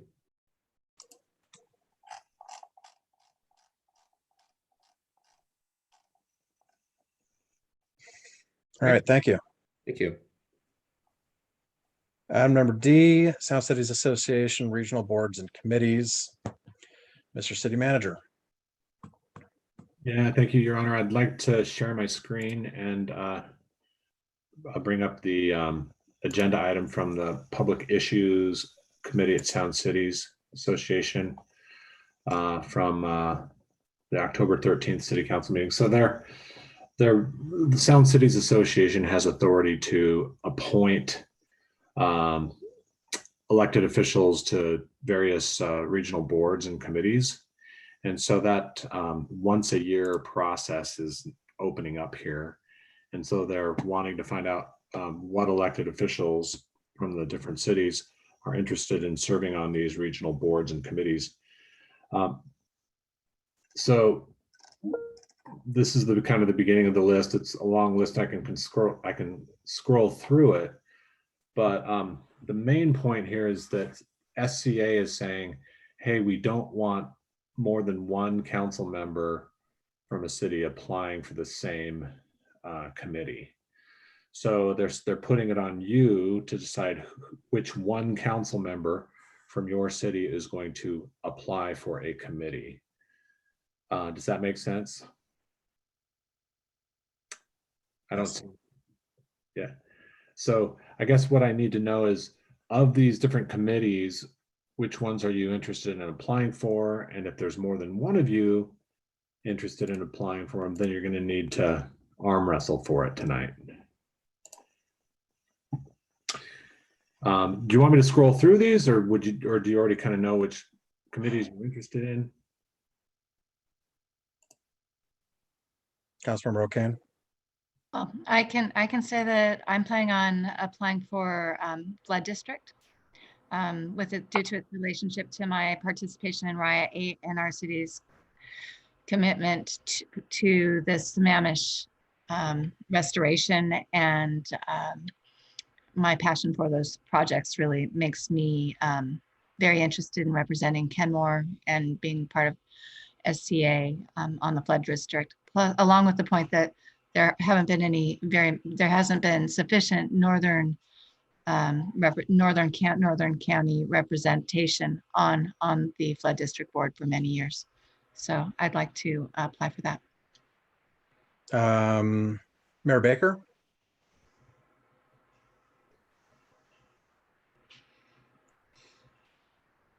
I don't know how long my connection is going to last. We'll give it a try. I really appreciate your jumping in here, Deputy Mayor. Okay. I'd asked everybody last week to take a look at which committees they might be interested in, and we were going to discuss this week. So I'm glad the city manager has jumped in. So with this list, I think it's important tonight that we figure out which committees we are going to be applying for. Correct. And Councilmember O'Kane has already said that she's interested in applying for the seat on the Flood Control District Advisory Committee. And Mayor, Right. You're on the Board of Health, Public Issues Committee, and Town Regional Council Executive. PSRC. Yeah. Right. And those I want to keep. Okay. Councilmember File. You. So I am interested in PIC and the Public Health Board. And so I guess we'll have to arm wrestle Mayor Baker. We did have the opportunity to talk about this over the weekend. So he's aware, and I did in advance reach out to him over a week ago. So that being said, I've been serving as an alternate on the PIC committee since elected. I'd be happy to continue that. And I'd like to serve on the Public Health Board because that's where my line of work is at and veering towards. So that being said, you know, I realize Mayor Baker has served on a majority of committees for many years. I'd hope that he'd be willing to be flexible and adaptable. I also know that he's wanting to serve on the state committee, so maybe we can make that be the option. But I'm just throwing that out there. I was speaking with SCA recently, and what I heard was that, you know, if Mayor Baker wanted to stay on Board of Health, he would most likely keep his seat on Board of Health because he's incumbent there. But that if somebody else were to apply from the city, it would be highly competitive, and that we might lose having a representative on the Board of Health. So I'm just tossing that out as kind of the feedback I've heard from SCA.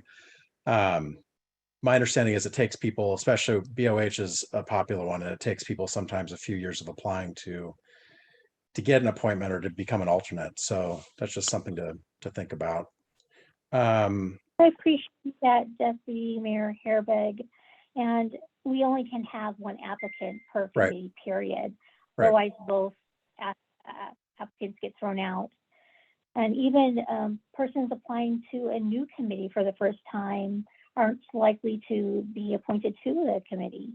They usually have to serve in an alternate capacity first for a couple of years, and Right. that's kind of their standard. So just putting that out there. Is there anybody else who has interest? I've got one interest of applying for Councilmember Shrubnik. Go ahead. Well, no, I'm currently on the Regional Affordable Housing Committee. That's a 2-year term. I don't have to apply for that one again, but I am planning on putting an application to Regional Transit unless somebody else has an interest in that. No, and that's helpful to know about the Affordable Housing Committee, because that was one that I was potentially interested if you didn't want to continue that. So I'm interested, although I'm curious whether folks think I would have a chance at applying for JRC. It does look interesting. And alternatives to that would be RPC or Healthier Here. Which one's RJ's? Which one were you talking about first? Sorry. Is it the Joint Resolution Committee, the Joint Recommendations.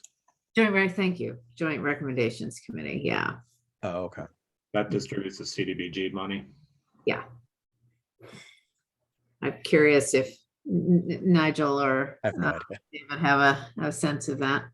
I don't know. Okay. Councilmember Coogler?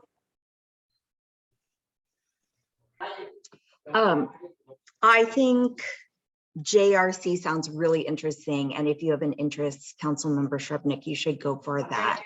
I think it would be great to have someone on that committee.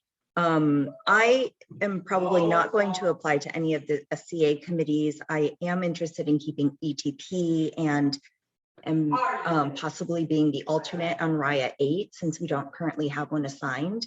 And then, you know, the SCA did introduce an equity cabinet this year, and we've almost completed a full year, and they've asked everyone who's on it to see if they're interested in continuing for another year. And so I've said I would be, so I'll probably continue that as well. Oh, and sorry, I forgot to mention, I would really like to not continue with Growth Management Planning Council. So if somebody wants to jump in, it's relatively low commitment.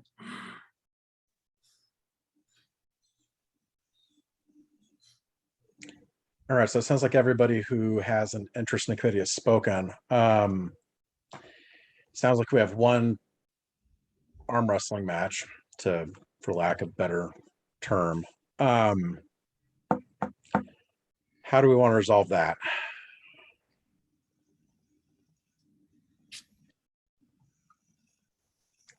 I don't have a good solution for how to address this.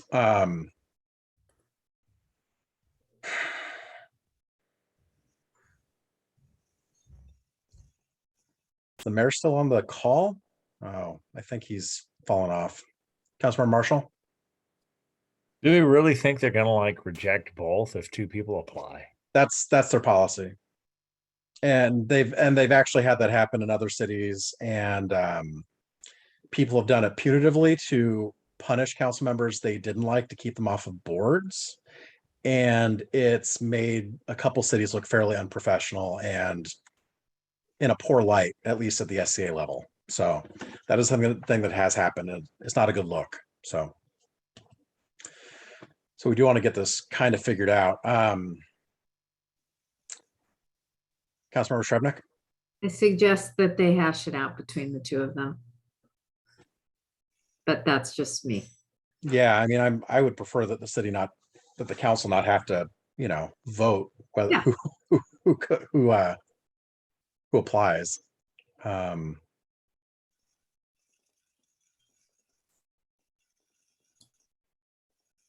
Coogler? I just want to throw one idea out there, though, because for any new council member, they're always going to have a disadvantage of getting onto these boards and commissions. And if there's no guiding like value or principle or sort of like priorities. So, I mean, I'm in support of them talking amongst the two of them and figuring it out, but like as a council, it'd be great if we sort of provided some support over some sort of value, like, you know, rotating every so many years, or I don't know, just throwing out some idea like that.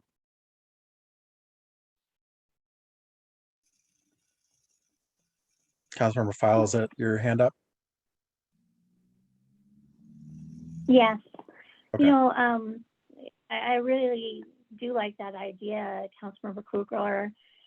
It does create more equity amongst a council, you know, in harmony as well.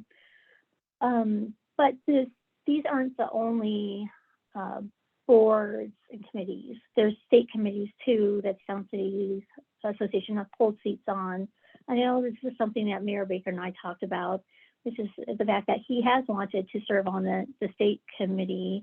And so I'm throwing that out as an idea, an option. Why not just divide the two and see if he's willing to apply to the state committee and give me the opportunity to serve or apply to the public health committee.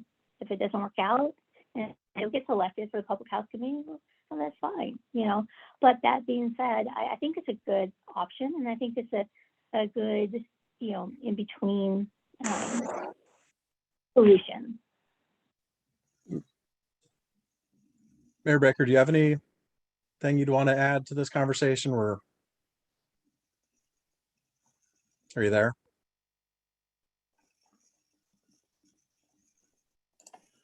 Councilmember Shrubnik, Councilmember Marshall. Yeah, I actually agree with Councilmember Coogler. It would be nice, and I appreciate you bringing that up, to have some kind of value statements over these, and also for those of you who know more about the committees, to kind of you know, maybe have crib notes of, you know, like this committee takes like a couple of years to get used to, and this committee is really hard to get on, because I know like the first year I tried to apply to something and, you know, got spanked, and, you know, from SCA, because it's like I hadn't done the grunt work yet, and they usually like to see people doing grunt work for a couple of years, and it's like, you know, it's just sort of, we have this in our heads, but I don't think we've articulated that. So I think it would be you know, it would be helpful, I think, to have some of that. And I actually do think incumbency is important, because you have a lot of knowledge that you bring after a while. So I wouldn't necessarily think that guidelines will result in equity. We could go that way, but I think we'd have to decide to go that way. So yeah. Councilmember Marshall. And as to the immediate issue of which one applies, I'd see if they could both work it out. I think they'd both be you know, solid candidates, but maybe we can defer that for tonight and then revisit it if it's not worked out. Rob. Yeah, one thing I noticed on page 52, but it says that no member shall serve more than 6 consecutive years on a regional board or committee. And so I guess I have a question for Mayor Baker. Is he? He's not on. Yeah. Yeah, I know he's not on, but what year would this be for him on the Board of Health? Would this be his last of 6 years? I do not. I don't know the answer to that. I tried to find that out myself, and I didn't get an answer on that one. So seems like he's been on that board ever since I've been here, and I've been here 9 years. So I believe he was an alternate for a few years before that, and that does not count against the 6-year. So I think the consensus is, let's see if Councilmember File and Mayor Baker can work this out over the next week or so. And then if we need to revisit, we can revisit, I guess. Does that work for everybody? Mm-hmm. Okay. That works. All right.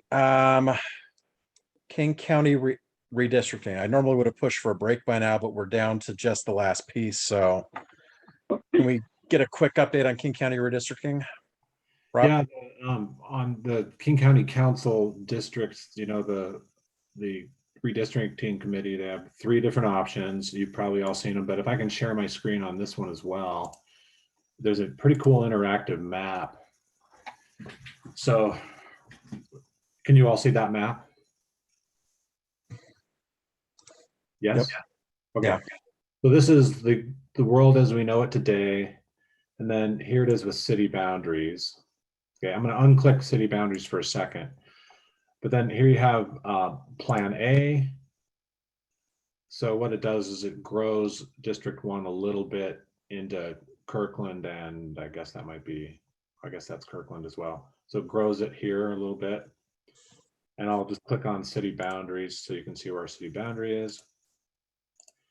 And then Plan B, option B, you can see that it splits our city into 2 districts.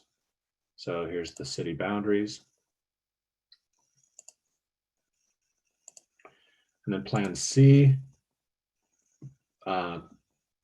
grows, so it shrinks its District 1's influence in Seattle, but it grows it out into Woodinville and more into Kirkland. So city boundaries. So Plan A and C keep us entirely in District 1, but Plan B splits us into another district. So my question for you is, do you want us to weigh in on this? Do you want us to send a letter? Do you have a preference? If you do, tell me what it is and we can send in a letter if you want us to. Yeah, Councilmember Marshall. I would assume everybody would think it's not good to be split. It seems like it's not good to be split. Can I offer a scenario where it might be helpful to be split? And you guys know this stuff better than I do, but like, let's take the passenger only ferry. It will probably require a county-wide property tax increase of like a penny to actually fund it. And so getting a majority of 9 council members to agree to increase countywide taxes for passenger only ferry might be tough. But if you have 2 council members representing you, that might get you 1 more vote.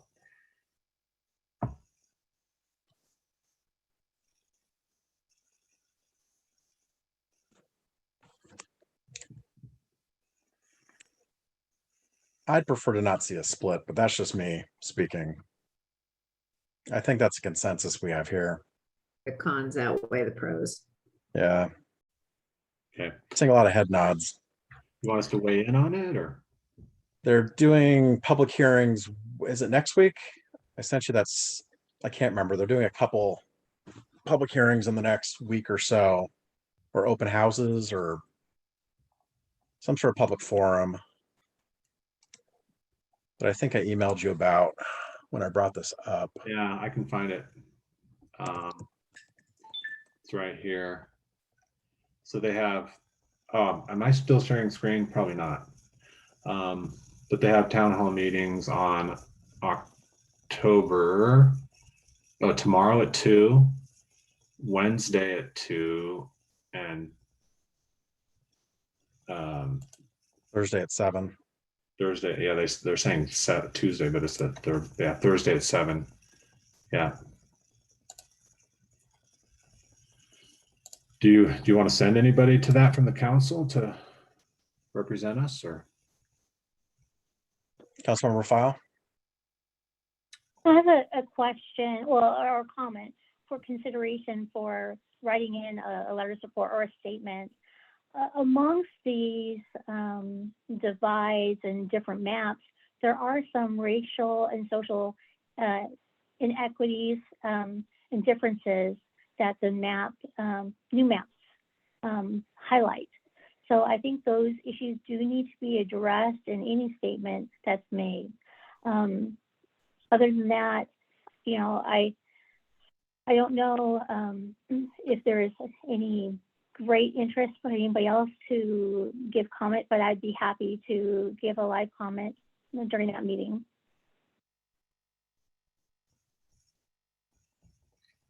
I'd propose a letter. Okay. Myself. But of course, people are always welcome to go comment at the meetings.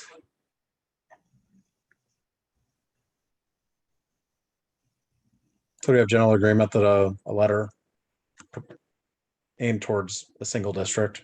Okay. All right. Well, seeing nothing more to come before us, this meeting of the Kenmore City Council is adjourned. Thank you, everybody. Night. Have a good one.